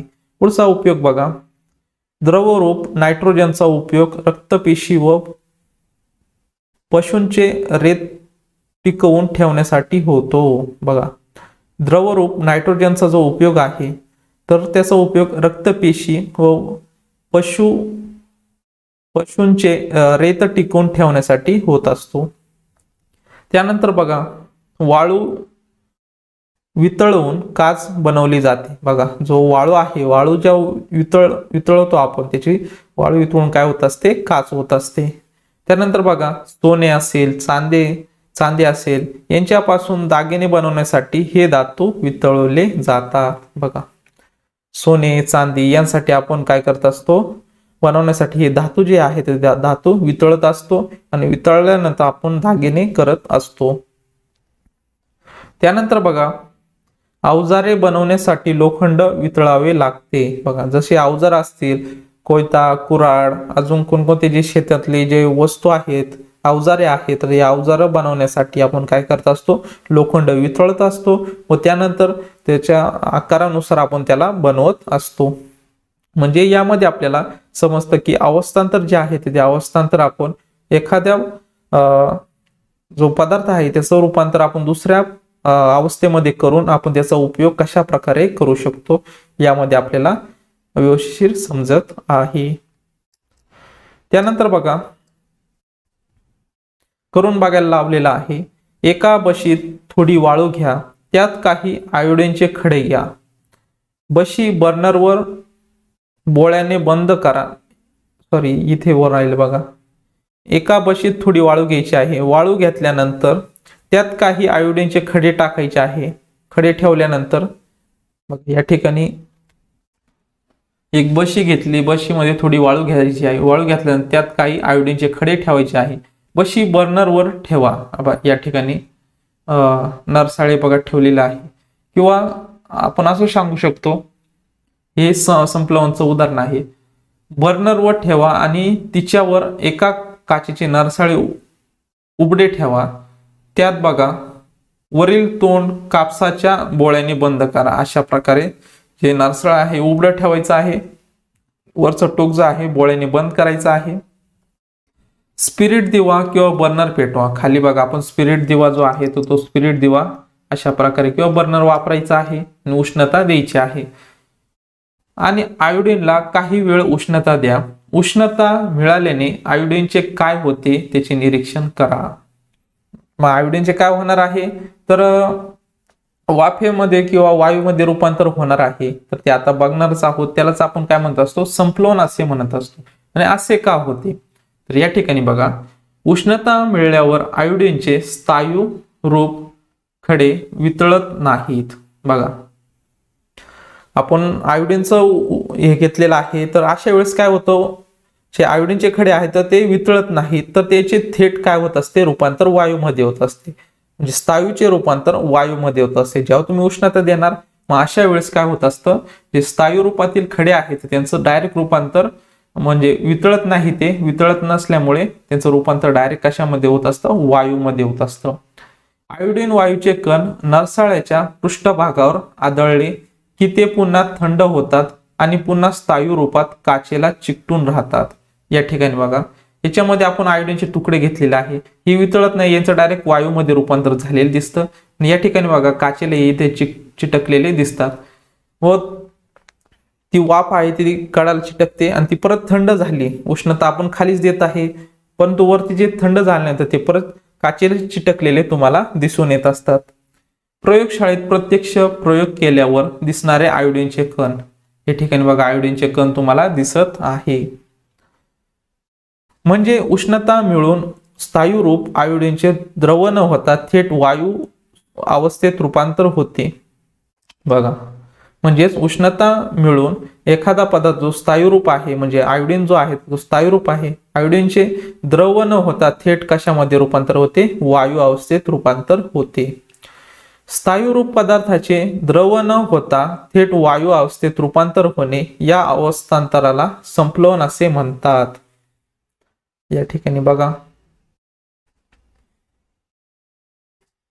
स्थायू रूप पदार्थाचे द्रव न होता थेट जर वायूमध्ये जर रूपांतर होत असेल तर अशा अवस्थांना काय म्हणत असतो आपण, संप्लवन असे म्हणत असतो. त्यानंतर बघा जरा डोके चालवा. कापराच्या वड्या असलेली डबी उघडली की लगेच कापराचा वास येतो. बघा कापराच्या वड्या असलेली जी डबी असते तर ती डबी उघडली लगेच आपल्याला कापराचा वास येतो, असे का होते? तर मग बघा जो स्थायू रूपात काय आहे, कापराच्या वड्या आहेत, त्याचं जर हवेशी संपर्क आला तर त्याचं काय होत असतं, त्याचं द्रव न होता डायरेक्ट वाफेत रूपांतर होत असतं, त्यामुळे आपल्याला लगेच वास जो आहे तर तो वास येत असतो. म्हणजेच त्यामध्ये सुद्धा संप्लवन झालेलं आपल्याला दिसून येत आहे. त्यानंतर बघा हे तुम्ही कसे ओळखाल? पाण्याचा ग्लास प्लॅस्टिकचा, स्टीलचा की काचेचा? तर बघा प्लॅस्टिकचा ग्लास जो आहे तो काचेचा आहे का स्टीलचा आहे की प्लॅस्टिकचा आहे, हे कशा प्रकारे तुम्ही ओळखशाल? तसेच बघा त्याचा म्हणजे आपण व्यवस्थित आकार म्हणू शकतो किंवा त्यामध्ये जे कण आहेत, प्रेझेंट असणारे कण आहेत तर त्याच्यावरून आपण म्हणू शकतो, किंवा त्याचं जे कठोरता आहे तर त्या कठोरतेमुळे आपण त्याला ओळखू शकतो. तसेच बघा सळई जी आहे तर ती लोखंडी की ॲल्युमिनियमची, त्याचे काही जे गुणधर्म असतात त्या गुणधर्मामुळे आपण त्याला ओळखत असतो. किंवा खोलीचे दार असतील तर ते लाकडाचे की काचेचे, त्याच्या गुणधर्मामुळे आपण ओळखत असतो. पांढरी पूड मिठाची की खडूची, तर हे आपण त्याचे जे गुणधर्म असतील म्हणजे त्याची चव असेल किंवा वेगवेगळे ते गुणधर्म असतील तर त्याच्यावरून आपण ओळखत असतो. हेच आपल्याला शिकायचं आहे. पदार्थाचे जे गुणधर्म आहेत ते गुणधर्म आता आपण बघणार आहोत. वरील प्रश्नांचे उत्तर देण्यासाठी तुम्ही त्या पदार्थाचे विविध गुणधर्म लक्षात घेतले. उदाहरणार्थ त्याची पारदर्शकता, कठीणपणा, जडपणा, ठराविक रंग, तसेच त्यांच्यापासून निघणारा आवाज, पाण्यामध्ये विरघळणे, हे काय आहे तर ते गुणधर्म आहेत. या गुणधर्माच्या अभ्यासाने आपल्याला विविध पदार्थ ओळखता येतात व त्यांचे गुणधर्मांप्रमाणे ते आपल्याला वापरता येतात. बघा हे जे गुणधर्माच्या अभ्यासाने आपल्याला विविध पदार्थ ओळखता येतात व त्यांचे गुणधर्माप्रमाणे आपल्याला वापरता येतात. या पदार्थांचे जर गुणधर्म माहीत असतील तर नक्कीच आपल्याला ते वापरता येतील.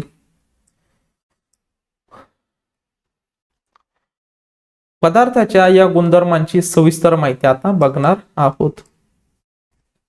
या ठिकाणी बघा पदार्थाचे गुणधर्म, आपल्याला पदार्थाचे गुणधर्म जो हा घटक आहे तर हा घटक शिकायचा आहे. बघा विद्यार्थी मित्रांनो, खडू, वीट, तुरटी, काच, राजगिरीच्या वड्या अशा काही पदार्थांवर पुरेसा दाब दिला असता काय होईल? बघा खडू असेल, वीट असेल, तुरटी, काच, राजगिरीची जी वडी आहे तर ती त्यावर आपण दाब दिला तर काय होणार आहे, तर ते तुटणार आहे किंवा त्यांचा भुगा होणार आहे, त्यांचे लहान तुकड्यांत किंवा कणांमध्ये रूपांतर होते. अशा पदार्थांना ठिसूळ पदार्थ असे म्हणतात.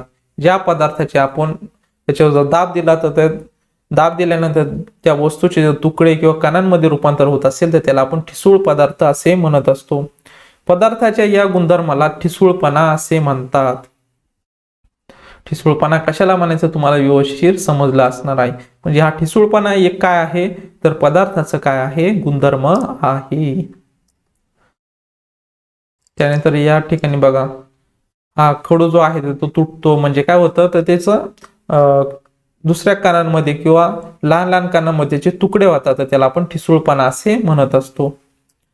त्यानंतर दुसरं काय सांगितलेलं आहे या ठिकाणी, एक लोखंडी खिळा घेऊन तो पुठ्ठा, चिखलाचा गोळा व लाकडाचा तुकडा यांमध्ये घुसवण्याचा प्रयत्न करा. बघा, एक लोखंडी खिळा घ्यायचा आहे, तो एका पुठ्ठ्यामध्ये ठोकायचा आहे, एका चिखल्याच्या गोळ्यात ठोकायचा आहे आणि एक लाकडाच्या तुकड्यात ठोकायचा आहे. यामध्ये घुसण्याचा प्रयत्न करा किंवा तो ठोकण्याचा किंवा घुसवण्याचा प्रयत्न करा. काय होईल? बघा, चिखलाच्या गोळ्यामध्ये खिळा सहजपणे घुसतो, पण लाकडाच्या तुकड्यात घुसणार नाही. बघा, लगेच लाकडाच्या तुकड्यात घुसेल का? नाही.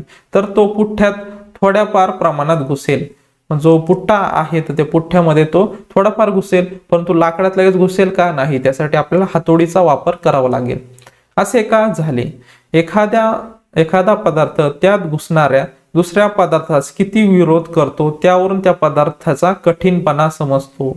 बघा, यावरून आपल्याला समजतं की जो चिखलाचा गोळा आहे, पुठ्ठा आहे किंवा लाकूड आहे तर त्याचा कठीणपणा कशामुळे समजून येतो, तर एखादा पदार्थ त्यात घुसणारा दुसरा पदार्थास किती विरोध करतो, तर या विरोध करण्याच्या प्रक्रियेला आपण काय म्हणत असतो, त्या पदार्थाची कठीणपणा असे म्हणत असतो. सर्वात कठीण पदार्थ कोणता? तर सर्वात कठीण पदार्थ आपण हिऱ्याला म्हणत असतो. आणि या बाबतीत जर आपल्याला जर प्रश्न असा विचारलेला असेल, जर लाकूड किंवा पुठ्ठा असेल किंवा चिखल असेल तर या तिघांमध्ये कठीण कोणता, तर लाकूड येणार आहे. आणि जर प्रश्न असा विचारलेला असेल, आपला जो जग आहे, आपल्या जगामध्ये सर्वात कठीण पदार्थ कोणता आहे, तर त्याचं उत्तर येणार आहे हिरा. हिरा काय आहे? कठीण पदार्थ आहे. त्यानंतर बघा, एक रबर बँड ताणून सोडून द्या किंवा स्पंजवर दाबून घेऊन सोडून द्या. एक रबर बँड घ्यायचा आहे या ठिकाणी दाखवलेल्याप्रमाणे, तर तो काय करायचा आहे, थोडा ताणायचा आहे. ताणल्यानंतर बघा काय होते, काय दिसून येते, रबर बँड किंवा स्पंज मूळ स्थितीत आले. बघा, रबर बँड आपण ताणल्यानंतर त्याचं काय जे आकार आहे तर ते आकार बदललेला दिसेल, परंतु तो सोडल्यानंतर परत तो मूळ स्थितीत आलेला दिसून येत असतो. काही पदार्थावर ताण किंवा दाब दिल्यास त्यांचा आकार बदलतो आणि ताण किंवा दाब काढून घेतल्यास ते पदार्थ मूळ स्थितीत परत येतात. हा जो गुणधर्म आहे तर या गुणधर्माला आपण काय म्हणत असतो, स्थितिस्थापकता. काय म्हणत असतो? स्थितिस्थापकता असे म्हणत असतो. या ठिकाणी वरती फोटो मध्ये दिलेला आहे बघा, सुरुवातीला त्यांनी रबर ताणलेला आहे आणि सोडल्यानंतर परत सोडल्यानंतर ते रबर आहे तर ते परत त्या रूपात येत असतं, त्याच्या स्थितीमध्ये येत असतं. यालाच आपण काय म्हणत असतो, तर पदार्थाची काय म्हणत असतो, त्या गुणधर्माला स्थितिस्थापकता असे म्हणत असतो. यावरून तुम्हाला समजलेच असेल की स्थितिस्थापकता कशाला म्हणायचं. तसेच हा गुणधर्म जो आहे तर हा गुणधर्म तुम्ही शिकलेला आहात. तर बघा, जे पदार्थाचे गुणधर्म आहे त्यामध्ये आपण ठिसूळपणा बघितलेला आहे. त्यानंतर बघा, दुसरा गुणधर्म बघितलेला आहे कठीणपणा, तिसरा आहे स्थितिस्थापकता आणि अजून पुढचा एक गुणधर्म बघणार आहोत तो आहे प्रवाहिता. मग हे प्रवाहिता म्हणजे काय? बघा, वहीच्या आकाराचा पत्रा तिरका धरून त्यावर पाणी, मध, डिंक, त्यालाच आपण गोंद असं म्हणत असतो, याचा एक एक थेंब वेगवेगळ्या ठिकाणी टाका. या ठिकाणी बघा, आपण एक पत्रा घेतलेला आहे, वहीच्या आकाराचा पत्रा, आणि तो तिरपा ठेवलेला आहे. या ठिकाणी तुम्हाला दिसत आहे. या ठिकाणी थोडं पाणी सोडलं तर ते पाणी काय होणार, सरळ लवकर खाली येणार. तशाच प्रकारे जे मध आहे तर ते मध सोडल्यानंतर थोड्या निम्या अंतरावरती येत असतं. त्यानंतर जे डिंक आहे किंवा गोंद आहे तर ते बघा जागेवर चिटकलेलं आपल्याला दिसून येत असतं. मग ते कसे वाहतात तर ते आपण या ठिकाणी बघितलेलं आहे या चित्रामध्ये. त्यानंतर बघा द्रव पदार्थ उतारावरून वाहतात.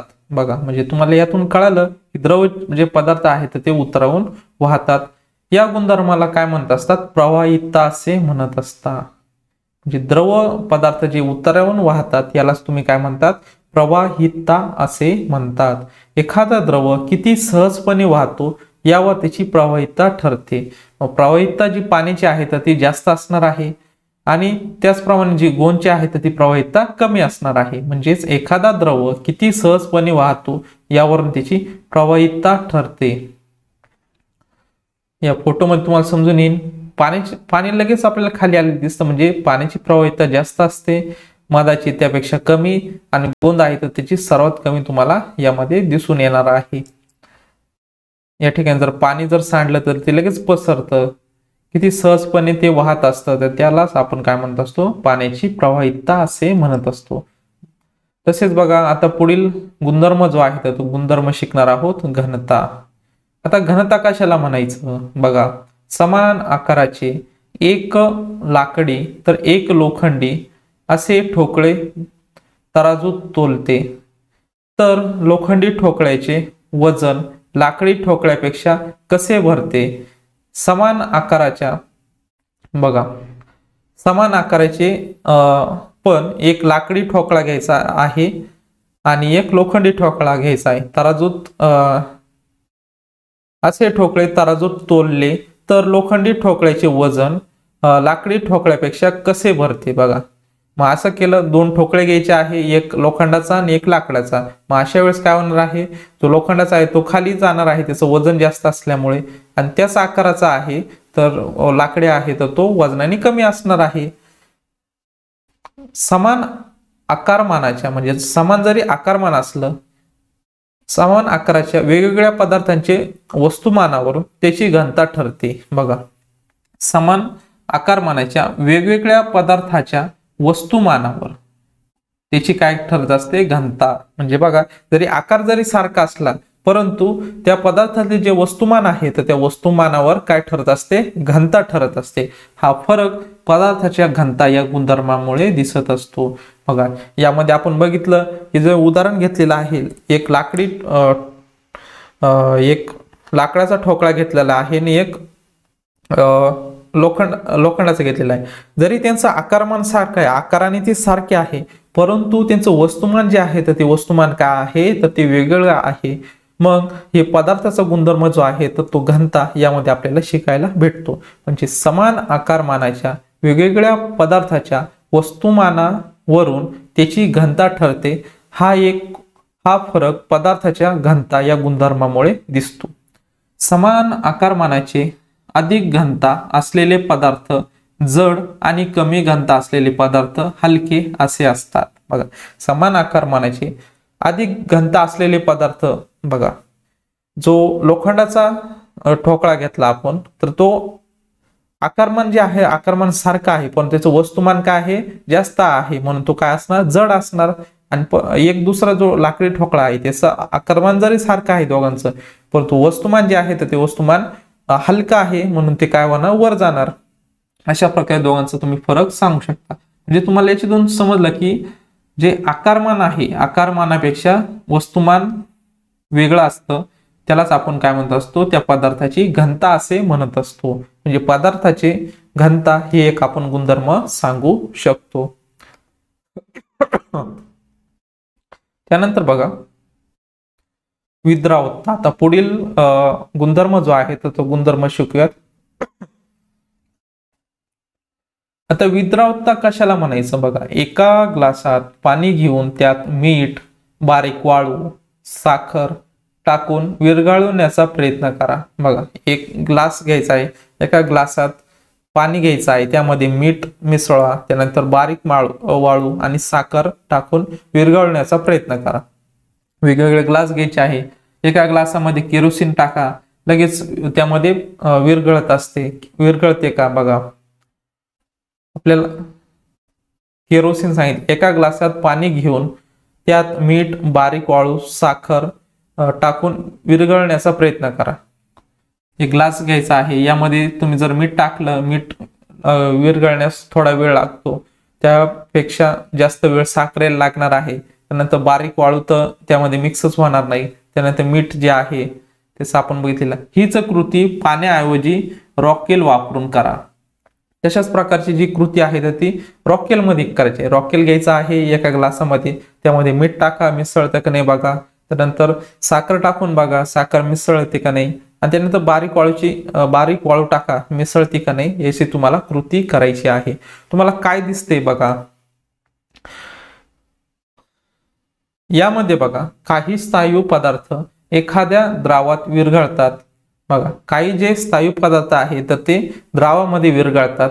एखादा स्थायू पदार्थ ज्या द्रावात विरघळत नसेल तर तो स्थायू त्या द्रावात अविद्राव्य आहे असे म्हणतात. उदाहरणार्थ, मीठ पाण्यात विद्राव्य आहे. बघा, जे पदार्थ पाण्यात विरघळतात त्याला, किंवा जो स्थायू पदार्थ द्रावात विरघळतो, एखाद्या द्रव पदार्थात विरघळत असेल त्याला विद्राव्य म्हणतात, आणि विरघळत जर नसेल तर त्याला अविद्राव्य असे म्हणत असतो. पण रॉकेलमध्ये अविद्राव्य आहे. बघा, मीठ जो आहे तर तो मीठ पाण्यात विद्राव्य आहे, परंतु रॉकेलमध्ये विद्राव्य आहे का, तर नाही. रॉकेलमध्ये तो मीठ जे आहे तर मीठ विरघळत नाही, त्याला आपण काय म्हणतो, रॉकेलमध्ये अविद्राव्य आहे. काय आहे, मीठ आहे. तसेच बघा, पाण्यात विरघळणारे पदार्थ वापरून बनवलेली अनेक प्रकारची पेये आपल्याला माहित आहेत. बघा, पाणी वापरून जे पेय तयार करत असतो तर ते पेय आपल्याला, त्याची माहिती जी आहे तर ती माहिती आपल्याला आहे. पदार्थाच्या विरघळण्याच्या गुणधर्माला विद्राव्यता म्हणतात. बघा, पदार्थाच्या विरघळण्याला आपण काय म्हणत असतो, विद्राव्यता असे म्हणत असतो. तर विद्राव्यता हा पण एक आहे पदार्थाचा गुणधर्म आहे.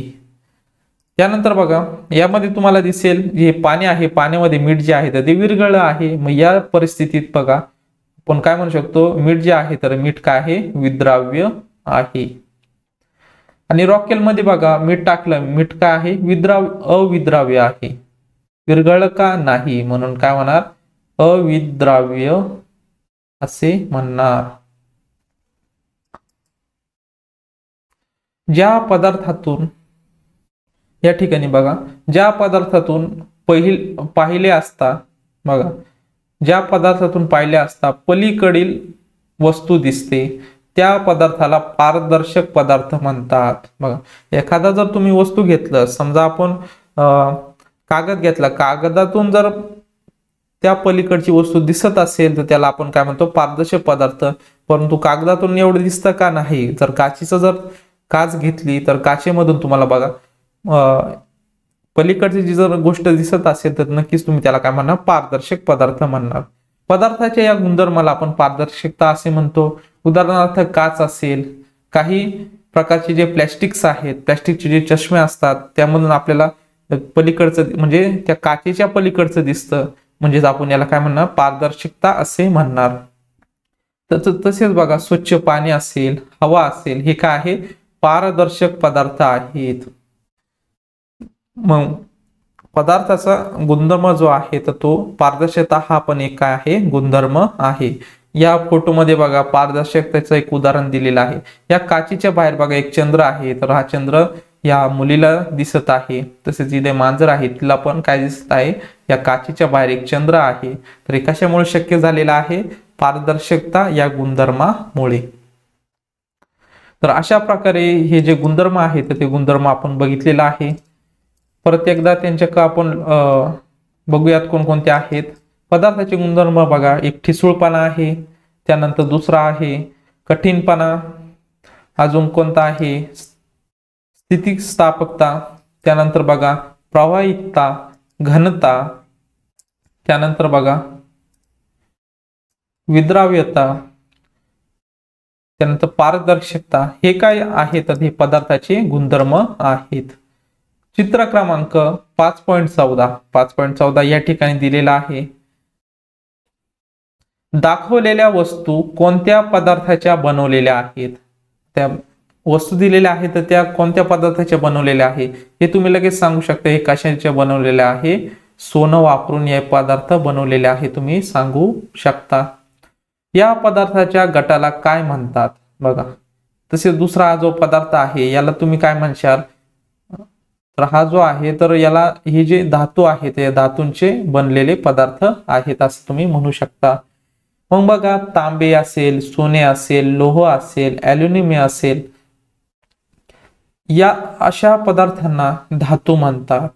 मग धातू कशाला म्हणायचं? सोने, तांबे, लोह, ॲल्युमिनियम अशा पदार्थांना आपण काय म्हणत असतो? धातू म्हणत असतो. धातू खनिज रूपात भूगर्भात सापडतात. हे पदार्थ आहेत ते पृथ्वीच्या खनिज स्वरूपात कुठं आढळतात? तर भूगर्भात आढळतात किंवा सापडतात. खनिजे भूगर्भातून खणून काढून त्यांवर प्रक्रिया करून धातू मिळवावे लागतात. बघा, मग ते लगेच प्युअर असं लगेच सोनं किंवा प्युअर असं तांब किंवा लोह, ॲल्युमिनियम असं भेटतं का? तर नाही. त्यांवर प्रक्रिया करावी लागते. प्रक्रिया करून त्यातून मग आपल्याला शुद्ध जे आहे, शुद्ध तांबे, सोनं, लोह आपण तयार करत असतो. म्हणजे जे भूगर्भात सापडतं ते काय असतं? अशुद्ध असतं. मग त्याला आपण शुद्ध करत असतो व्यवस्थित प्रक्रियेने आणि नंतर आपल्याला शुद्ध धातू मिळत असतो. दैनंदिन जीवनात धातूचे महत्वाचे विविध उपयोग आहेत. बघा, जे धातू आपण वापरत असतो दैनंदिन जीवनात त्याचे खूप सारे महत्व आहे. धातूंमध्ये काही समान गुणधर्म असतात ते बघू. तर मग हे धातू आहेत यांमध्ये कोणकोणते समान गुणधर्म आहेत ते बघूयात.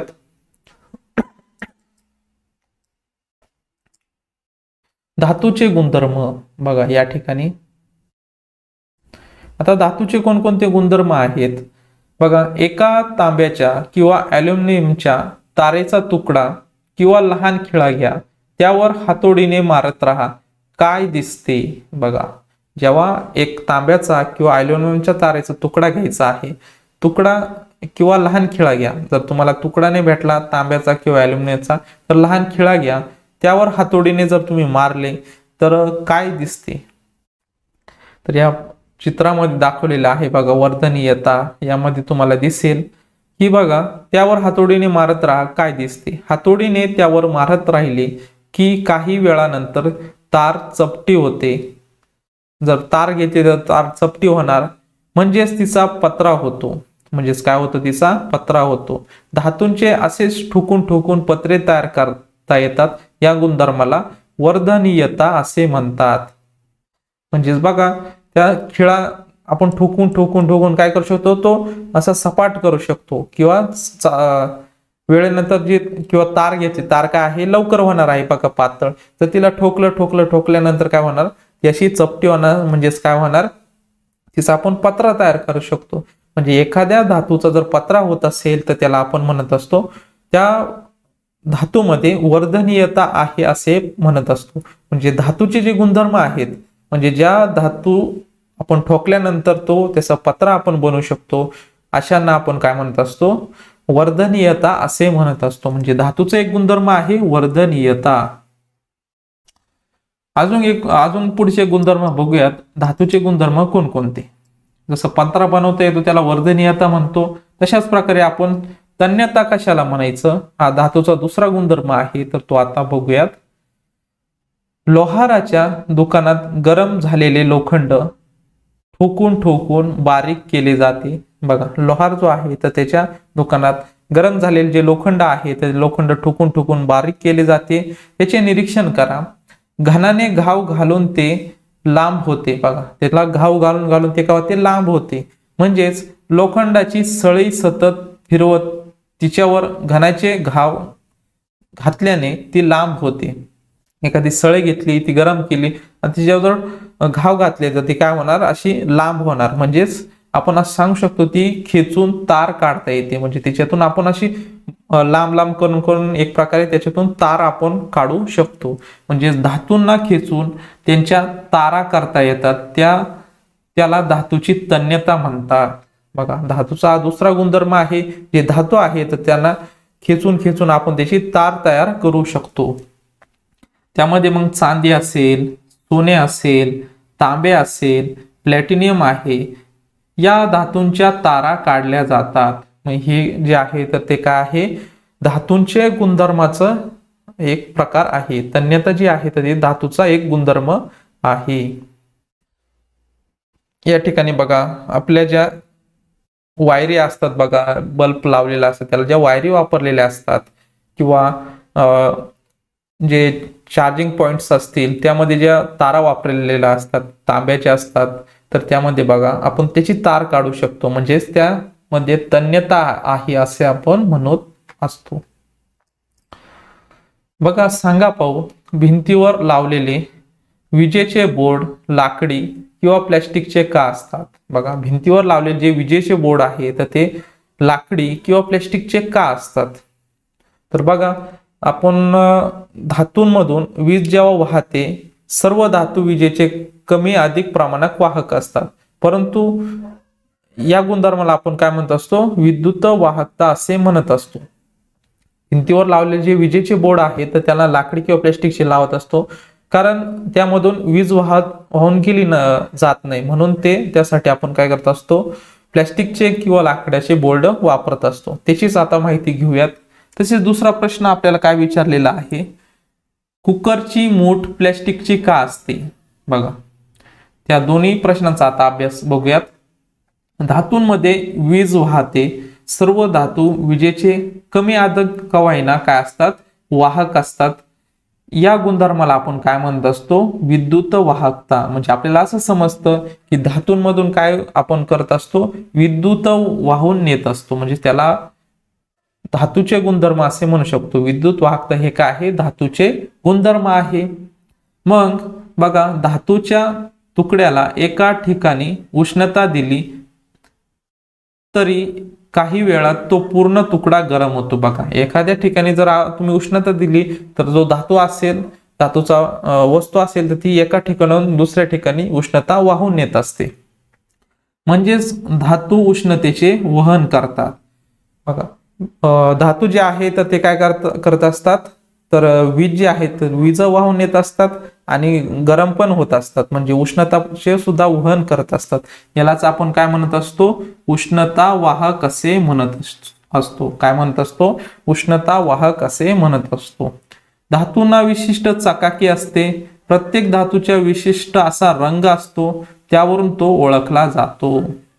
बघा, यामधून आपल्याला असं समजतं की धातूंना विशिष्ट चकाकी असते, म्हणजे ते चमकतात. प्रत्येक धातूचा विशिष्ट असा रंग असतो, प्रत्येकाचा वेगळा आहे. ॲल्युमिनियमचा वेगळा आहे, तांब्याचा वेगळा आहे, सोनं चांदी यांचा वेगवेगळा आहे. तसेच बघा, म्हणजे त्याचा रंग असेल किंवा त्याची चकाकी असेल, त्यावरून आपण त्याला ओळखत असतो. यामध्ये आपण जे गुणधर्म आहेत ते गुणधर्म शिकलेलो आहोत. करून बघा, तंबोरा असेल, या ठिकाणी बघा, तंबोरा, विणा व इतर वाद्यांची तार छेडा, घंटा वाजवा, स्टीलच्या डब्यावर चमच्याने मारा, काय होते? तर त्याचा काय होणार? आवाज जो आहे तर तो आवाज बाहेर येत असतो.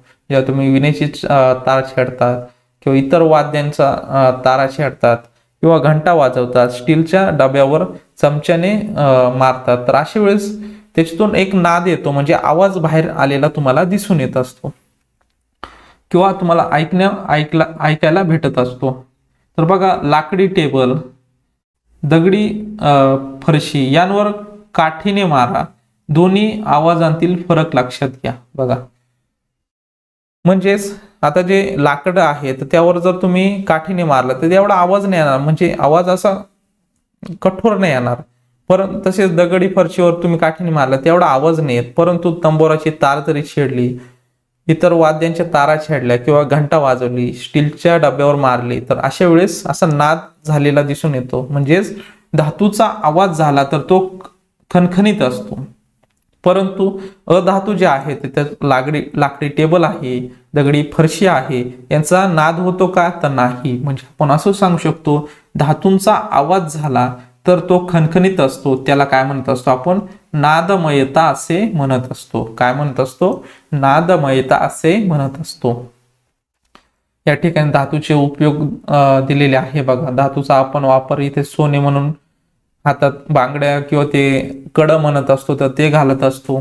त्यानंतर शेतीमध्ये उपयोग करत असतो, त्यानंतर विजेच्या तारेमध्ये, त्यानंतर बघा या ठिकाणी झाडं तोडण्यासाठी, लाकूड तोडण्यासाठी आपण ह्या कुऱ्हाडीचा वापर करत असतो. अशा प्रकारे धातूचे काय आहेत तर उपयोग आहेत. तर बघा विद्यार्थी मित्रांनो, हे नेहमी लक्षात ठेवा, पावसाळ्यात किंवा इतर वेळी परिसरामध्ये उघड्या पडलेल्या वीज वाहक तारा अथवा धातू यांना हात लावू नका. बघा पावसाळ्यामध्ये अशा विजेच्या तारा ज्या आहेत तुटलेल्या दिसतात किंवा इतर वेळी परिसरामध्ये उघड्या पडलेल्या ज्या वीज वाहक आहेत तर अशा तारांना हात लावू नये. हात लावला तर त्याला करंट जर असेल तर तुम्हाला शॉक लागू शकतो व तुम्हाला इजा होऊ शकते, म्हणून अशा तारांना हात लावायचा नाही.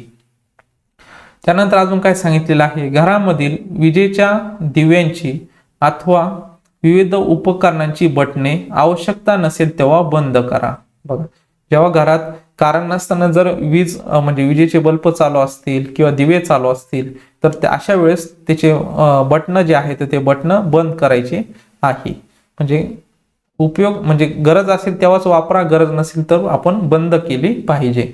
उदाहरणार्थ बघा टीव्ही रिमोट कंट्रोलने बंद केला तरी मुख्य बटन सुद्धा बंद केले पाहिजे. बघा टीव्ही आपण रिमोटने हँडल करत असतो, परंतु त्याचं रिमोटने जरी बंद केलं परंतु जे बटन असतात ते बटन सुद्धा बंद आपण केले पाहिजे. त्यामुळे विजेचाही बचत होते व संभाव्य धोकाही टळतो. बघा जर आपण विनाकारण आपण बल्ब असतील, टीव्ही जर चालू ठेवला आणि अचानक वीज कमी जास्त झाली, म्हणजे ज्या तारांमधून वीज वाहत असते कमी जास्त झाली तर आपला टीव्ही खराब होऊ शकतो, बल्ब उडू शकतात, तर मग हे धोके पण टळू शकतात. आणि समजा चुकून जर त्याची वायर जर उघडी असेल त्याला जर हात लागला तर आपल्याला शॉक पण बसू शकतो. मग हे जर टाळण्यासाठी त्याची गरज नसेल तेव्हा आपण त्याची बटणं बंद केले पाहिजे. त्यानंतर बघा ठराविक काळानंतर घरातील वीज जोडणी वायरिंग घरातील मोठ्यांना तपासण्यास सांगा. बघा म्हणजे काही काळ गेल्यानंतर, एक 10 वर्षाचा काळ गेल्यानंतर घरातील जी वीज जोडणी आहे, वायरिंग केलेली आहे आपण घरातली, म्हणजे एका खोलीतून दुसरीकडे जी वायरिंग केलेली आहे तर ती मोठ्यांना तपासण्यास सांगा. म्हणजे आपल्या घरातील जे मोठे असतील, आई वडील असतील तर त्यांना आपण चेक करायला सांगितली पाहिजे. म्हणजे कुठे खराब असेल तर ती बदलून घ्यायला पाहिजे, जेणेकरून जो धोका आहे तर तो धोका आपल्याला उद्भवत नाही. तर बघा विद्यार्थी मित्रांनो, अजून काय सांगितलेलं आहे तर अशा प्रकारे आज आपण या पाठाचा आपण अभ्यास बघितलेला आहे. बघा आतापर्यंत आपण काय शिकलेलो आहोत या पाठामध्ये, स्थायू, द्रव आणि वायू या पदार्थाच्या काय आहेत 3 अवस्था आहे हे सुरुवातीला बघितलेलं आहे. त्यानंतर बघा पदार्थ किती गरम अथवा थंड आहे, म्हणजेच पदार्थाचे तापमापीने आपण मोजत असतो. कोणताही पदार्थ असेल गरम आहे की थंड आहे किंवा आपल्या शरीराचं तापमान जे आहे तर ते आपण तापमापीने मोजत असतो. त्यानंतर बघा पदार्थाच्या अवस्थांसाठी उष्णता कारणीभूत असते. बघा पदार्थाची जर तुम्हाला अवस्था बदलायची असेल तर त्यामधील जी उष्णता आहे तर ती उष्णता काढावी लागते किंवा द्यावी लागत असते. त्यामुळे काय होत असते, जे पदार्थ आहे तर ते पदार्थ एका अवस्थेमधून दुसऱ्या अवस्थेमध्ये जात असतात. याची आपण उदाहरणं बघितलेलं आहे, स्थायूचं वायूमध्ये स्थायूचं द्रवात, मग द्रवाचं परत वायूमध्ये स्थायूचं द्रवात आणि परत द्रवाचं स्थायूमध्ये आपण रूपांतर करत असतो. एकदा उष्णता देत असून एकदा उष्णता काढून घेत असतो.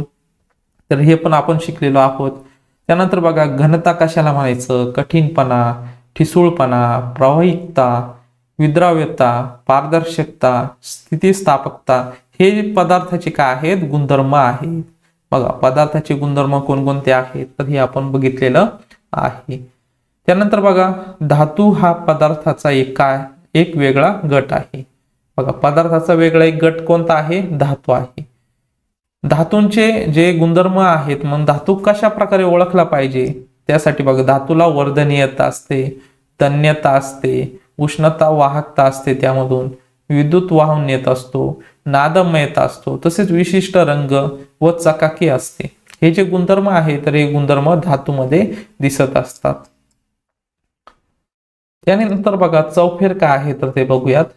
विज्ञान सतत बदलत आहे, आपल्याला त्याबद्दल किती माहिती असते, राज्य देश पातळीवर जागतिक स्तरावर संशोधनाचे कार्य चालते हे जर जाणून घ्यायचे असेल तर आपल्या सभोवताली घडणाऱ्या विविध घटनांची माहिती आपल्याला असणे महत्त्वाचे आहे. बघा, विज्ञान जे आहे, आपलं सायन्स जे आहे, तर ते सायन्स सतत बदलत असतं. आपल्याला त्याबद्दल किती माहिती असते, राज्य देश पातळीवर जागतिक स्तरावर संशोधनाचे कार्य चालते हे जर जाणून घ्यायचे असेल तर आपल्या सभोवताली घडणाऱ्या विविध घटनांची माहिती आपल्याला असणे महत्त्वाचे आहे. म्हणून वर्तमानपत्र असतील, वर्तमानपत्रांना आपले मित्र बनवायचे असते. म्हणजे आपण त्यांना त्याचा अभ्यास जो आहे तो अभ्यास करायचा असतो. विरंगुळा म्हणून आपण ते वाचू शकतो. त्याच्यात खूप सारी नवीन नवीन माहिती आपल्याला भेटत असते. दररोज वर्तमानपत्राचे वाचन करा, त्यातील विज्ञान वार्ता वाचा, त्याचे संग्रह करा, सर्वांशी चर्चा करा. बघा, वर्तमानपत्रामध्ये विज्ञान विषय जे आहे तर ते लेख कधी येत असतात, वार्ता येत असतात, बातम्या येत असतात. तर त्यांचं काय करायचं आहे, संग्रह करायचा आहे, त्याची आपल्या मित्रमैत्रिणींबरोबर चर्चा करायची आहे, शिक्षकांशी चर्चा करायची आहे, जेणेकरून आपल्याला खूप सारी माहिती जी आहे तर ती माहिती भेटत असते.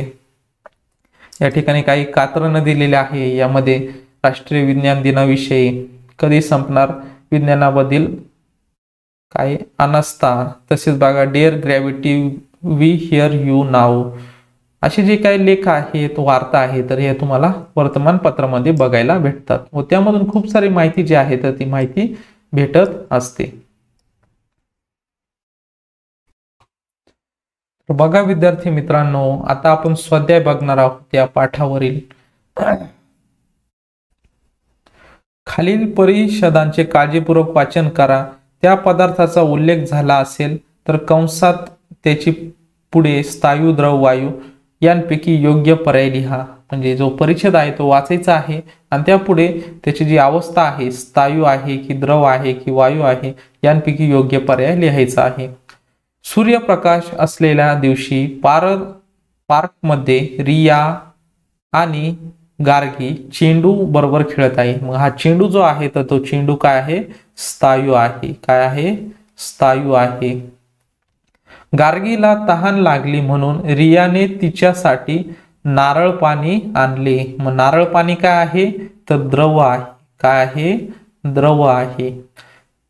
तेवढ्यात वारा वाहू लागला. वारा जो आहे तर तो वारा काय आहे, वायू आहे. वाहू लागला आणि पाऊस देखील पडू लागला. मग पाऊस काय असणार आहे, आपला द्रव असणार. त्या पटकन जे आहे तर त्या घरात आल्या. घर काय आहे, तर ते स्थायू आहे. काय आहे, स्थायू आहे. त्यानंतर बघा, आपले कपडे बदलले. मग कपडे जे आहेत ते काय आहे, स्थायू आहे. आणि आईने त्यांना एक एक कप गरम दूध प्यायला दिले. बघा, मग कप जे आहे, कप काय असणार आहे, तर ते तुमचं स्थायू असणार आहे. काय असणार आहे, स्थायू असणार आहे. आणि गरम दूध जे आहे तर ते काय असणार आहे, द्रव असणार आहे. तर अशा प्रकारे हा आपण परिच्छेद वाचलेला आहे आणि त्यावरील जे उत्तर आहे तर ते उत्तर आपण सोडवलेले आहेत. म्हणजे स्थायू कोणते, द्रव कोणते, वायू कोणते, तर हे आपण बघितलेले आहे. चर्चा करा. पुढील प्रश्न आहे, चर्चा करा. या ठिकाणी बघा, रिया तिच्या जवळ असलेल्या पाण्याच्या बाटलीतून थोडे पाणी दुसऱ्या बाटलीमध्ये ओतते. बघा, रिया जी आहे तर तिच्या जवळ असलेल्या पाण्याच्या बाटलीतून थोडे पाणी दुसऱ्या बाटलीमध्ये ओतते. त्यामुळे पाण्याच्या आकारात काही बदल होईल का? नक्कीच. पाण्याचा जे आकार आहे, पहिलं एखादी बॉटल फुल असेल, त्यानंतर दुसऱ्या बाटलीत ओतते, मग दोघींचा आकार जो आहे तर तो वेगवेगळा होत असतो. म्हणजे पहिल्या बॉटलीतला आकार कमी होणार आहे. अशा प्रकारे त्याच्या आकारमानात बदल झालेला आपल्याला दिसून येणार आहे. दुसरा बघा, चर्चा करा. हलिमा एक लहान वाळूचा खडा जमिनीवरून उचलून पाण्याच्या भरलेल्या डिश मध्ये टाकते, तर खड्याचा आकार बदलेल का? तर नाही. जो खडा जो आहे तर तो पाण्यात टाकला तर ते पाण्यामध्ये विरघळणार नाही, म्हणून जो खडा आहे तर त्याचा आकार बदलणार नाही. त्यानंतर बघा, पुढील पदार्थाचे गुणधर्म. पदार्थाचे गुणधर्म बघा, पाणी काच, खडू, लोखंडी गोळा, साखर, मीठ, पीठ, कोळसा, माती, पेन, शाई आणि साबण. बघा, पदार्थाचे गुणधर्म नोंद करा. पाण्याचे तुम्हाला गुणधर्म, आपण गुणधर्म शिकलेलो आहोत पदार्थाचे गुणधर्म त्यामध्ये. त्यानंतर काच काय आहे, यामध्ये तुम्हाला गुणधर्म जे आहेत ते गुणधर्म नोंदवायचे आहे. हा प्रश्न तुम्ही नक्कीच सोडवशाल. वरती आपण खूप सारी त्याची माहिती जी आहे तर ती माहिती बघितलेली आहे, त्यावरून हा प्रश्न तुम्हाला सोडवायचा आहे. त्यानंतर बघा, संप्लवन म्हणजे काय. तर संप्लवन म्हणजे काय ते सांगून दैनंदिन जीवनातील संप्लवनातील पदार्थाची नावे लिहा. तुम्ही डांबराच्या गोळ्यांचं उदाहरण घेऊ शकता. तसेच कापूर आहे, कापराचं सुद्धा उदाहरण तुम्ही संप्लवनच्या याच्यात घेऊ शकता. आणि संप्लवन म्हणजे काय ते आपण बघितलेलं आहे. त्याची जे व्यवस्थित व्याख्या लिहायची आहे. आणि दैनंदिन जीवनातील उदाहरणं, डांबर गोळी, परत कापूर आहे, याची उदाहरणं लिहून तुम्ही व्यवस्थित हा प्रश्न लिहू शकता. त्यानंतर बघा, पुढील प्रश्न आहे, कशापासून बनवतात ते कारण लिहा. ऊस तोडण्याचा जो कोयता आहे तर तो कोयता कशापासून, लोखंडापासून बनवत असतो. तसेच बघा, कशापासून बनवतात, लोखंडापासून बनवत असतो. आणि याचं हे उत्तर झालं. त्यानंतर मग तुम्हाला त्याचं थोडं अजून डिटेल कारण द्यायचं आहे. घरावर लागणारे पत्रे, त्याचे गुणधर्म तुम्ही लिहू शकता. त्यानंतर बघा, घरात लागणारे जे पत्रे आहे तर ते पत्रे कशापासून बनतात. काही पत्रे लोखंडाचे पत्रे असतात, मग त्याविषयी तुम्हाला माहिती लिहायची आहे. तसेच बघा, स्क्रू ड्रायव्हर जो आहे तो स्क्रू ड्रायव्हर कशापासून बनवतात. तसेच पकड असेल, पकड लोखंडापासून बनवतात. विजेची तारा, मग विजेची तारा कशापासून बनवतात, तांब्याची जी तार आहे त्याच्यात असते, मग विजेच्या तारा त्यापासून बनवत असतो. दागिने सोन्यापासून, पातेले जे आहे ॲल्युमिनियम पासून बनवत असतो. ही जी माहिती आहे तर ती माहिती तुम्हाला लिहायची आहे. त्यानंतर आता पुढील प्रश्न बघूयात. असे केले तर काय होईल. बघा, असे केले तर काय होईल. खिळे प्लॅस्टिकचे बनवले, जर खिळे तर प्लॅस्टिकचे बनवले तर काय होणार आहे, तर ते भिंतीमध्ये किंवा लाकडामध्ये ते ठोकले जाणार नाही. त्यानंतर बघा, घंटा लाकडाची बनवली तर त्यामधून नादमयता नाही मग आपण म्हणतो तो धातूचे गुणधर्म, तर तो गुणधर्मच राहणार नाही. त्यामुळे तो आवाज आहे तर तो आवाज इतरांना जाणार नाही. मग शाळेतली जी घंटा असू द्या केवळ देवळातली, मग तिचा आपण उपयोग करणार का, तर नाही. त्यानंतर बघा, पकडला रबर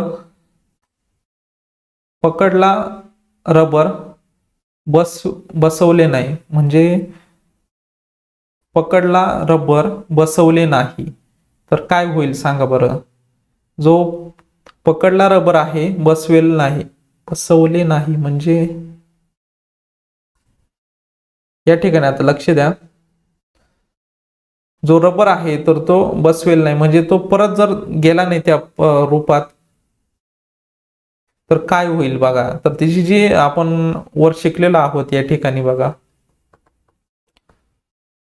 तर त्यामध्ये जे गुणधर्म आहेत, स्थितिस्थापकता जो आहे तर स्थितिस्थापकता त्यामध्ये गुणधर्म राहणार नाही. त्यानंतर बघा, चाकू लाकडाचा तयार केला, जर चाकू लाकडाचा तयार केला तर त्याने आपल्याला जे वस्तू आहे तर पदार्थ कापता येणार नाही, त्यामुळे चाकूचा काही उपयोगच राहणार नाही. त्यानंतर कुऱ्हाड रबराची बनवली, तर कुऱ्हाड जर रबराची बनवली त्याच्यात लाकूड जे आहे तर ते लाकूड तोडताच येणार नाही आपल्याला. अशा प्रकारे असे केले तर काय होईल आणि का, मग कशा प्रकारे होईल ह्या प्रश्नाची उत्तरं लिहायची आहे. मी कोण, तर बघा, तुमचा ताप मोजतो तापमापित असतो, तर मग तिचं तुम्हाला नाव लिहायचं आहे. तुमचा ताप मोजतो व तापमापित असतो. तापमापीमध्ये पारा असतो बघा, काय असतो, पारा असतो. पारा काय करत असतो, उष्णता मोजत असतो. माझ्याशिवाय गरम नाही आणि थंड नाही, मग माझ्याशिवाय गरम नाही आणि थंड नाही, उष्णता. काय म्हणत असतो? उष्णता. उष्णता माझ्याशिवाय गरम, बघा उष्णता दिली नाही तर गरम होणार नाही आणि उष्णता काढून घेतली तर थंड किंवा थंड होणार नाही, असं आपण उष्णता त्याला म्हणू शकतो. नाही मला आकार, त्याला आपण काय म्हणत असतो? ज्या गोष्टीला आकार नसतो त्याला आपण काय म्हणत असतो? वरती बघूयात आपण.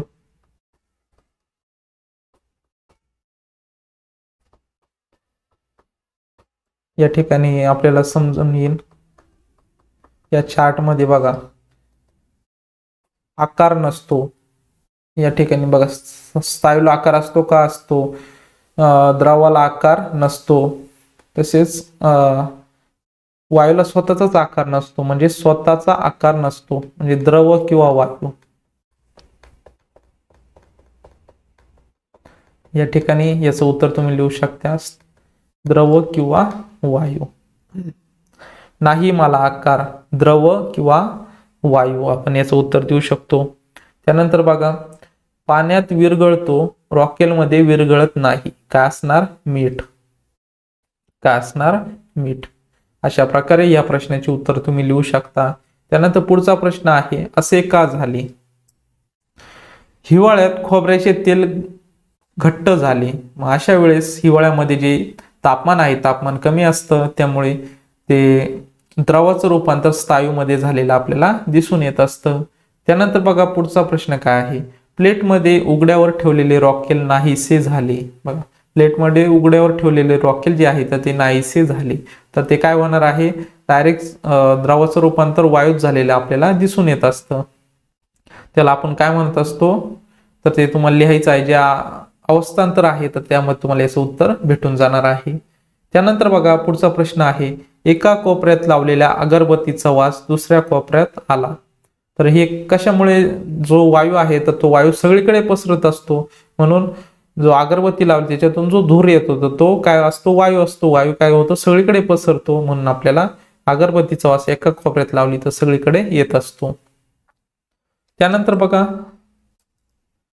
असे का झाले? तर या चित्रामध्ये बघा एक प्लॅस्टिकचा बॉल दिलेला आहे, तर तो पाण्यात तरंगलेला आहे, परंतु तो सफरचंद आहे तर ते सफरचंद खाली गेलेला आहे. त्याच्या वस्तुमानामुळे हे झालेलं आपल्याला दिसून येत असतं. मग सफरचंद जे वस्तुमान आहे तर ते जास्त आहे म्हणून तो खाली गेलेला आहे, पण प्लॅस्टिकचा बॉल जो आहे त्याचं वस्तुमान कमी आहे म्हणून तो वर तरंगलेला आहे. बघा उपक्रम सांगितलेला आहे, मेणाचे मोठमोठे पुतळे कसे तयार करतात याविषयी माहिती मिळवा. आता मेणापासून मोठमोठे जे पुतळे आहेत तर ते पुतळे कशा प्रकारे बनवतात? मेणाचे तुकडे जे आहेत ते वितळवले जातात आणि त्यापासून जे मोठमोठे पुतळे आहेत तर ते पुतळे बनवले जातात. त्याची जी माहिती आहे तर ती माहिती तुम्हाला मिळवायची आहे, मित्रांबरोबर चर्चा करायची आहे आणि तुमच्या शिक्षकांच्या मदतीने तुम्ही छान असा चार्ट बनवू शकता त्याचा, आणि तुम्हाला खूप सारा हा उपयोग तुम्हाला तुमच्या जीवनामध्ये होणार आहे. त्यानंतर बघा दागिने तयार करणाऱ्या दुकानाला भेट द्यायचं आहे. सोनाराचं जे दुकान असतं त्याला भेट द्यायची आहे व ते कसे तयार करतात त्याची माहिती घ्यायची आहे. जे सोनं आहे तर त्याला वितळवलं जातं उष्णता देऊन, आणि त्यानंतर ज्या आकारात तुम्हाला बनवायचा आहे, जो दागिना बनवायचा आहे तर त्याच्या आकारामध्ये ते बनवलं जातं. अशा प्रकारे त्या दुकानाला भेट द्यायची आहे. कशा प्रकारे त्याचं आपण दागिने तयार करत असतो तर त्याची माहिती घ्यायची आहे. अशा प्रकारे हे दोन्ही उपक्रम तुम्हाला करायचे आहे. बघा विद्यार्थी मित्रांनो, अशा प्रकारे आज आपण या पाठाचा संपूर्ण अभ्यास आपण बघितलेला आहे. जर तुम्हाला काही डाऊट्स असतील तर नक्कीच मला कमेंट बॉक्समध्ये विचारू शकता. तर भेटूयात विद्यार्थी मित्रांनो नवीन अशा एका लेक्चरमध्ये. तर बघा आजचा जो पाठ बघितलेला आहे, पदार्थ सभोवतालचे अवस्था आणि गुणधर्म, संपूर्ण आपण अभ्यासलेला आहे. तर विद्यार्थी मित्रांनो इयत्ता 6वी मधील सामान्य विज्ञान हा जो विषय आहे तर या विषयातील हा पाठ आपण व्यवस्थित बघितलेला आहे. जर तुम्हाला काही डाऊट्स असतील नक्कीच मला कमेंट बॉक्समध्ये विचारू शकता. भेटूयात विद्यार्थी मित्रांनो नवीन अशा एका लेक्चरमध्ये. तोपर्यंत धन्यवाद.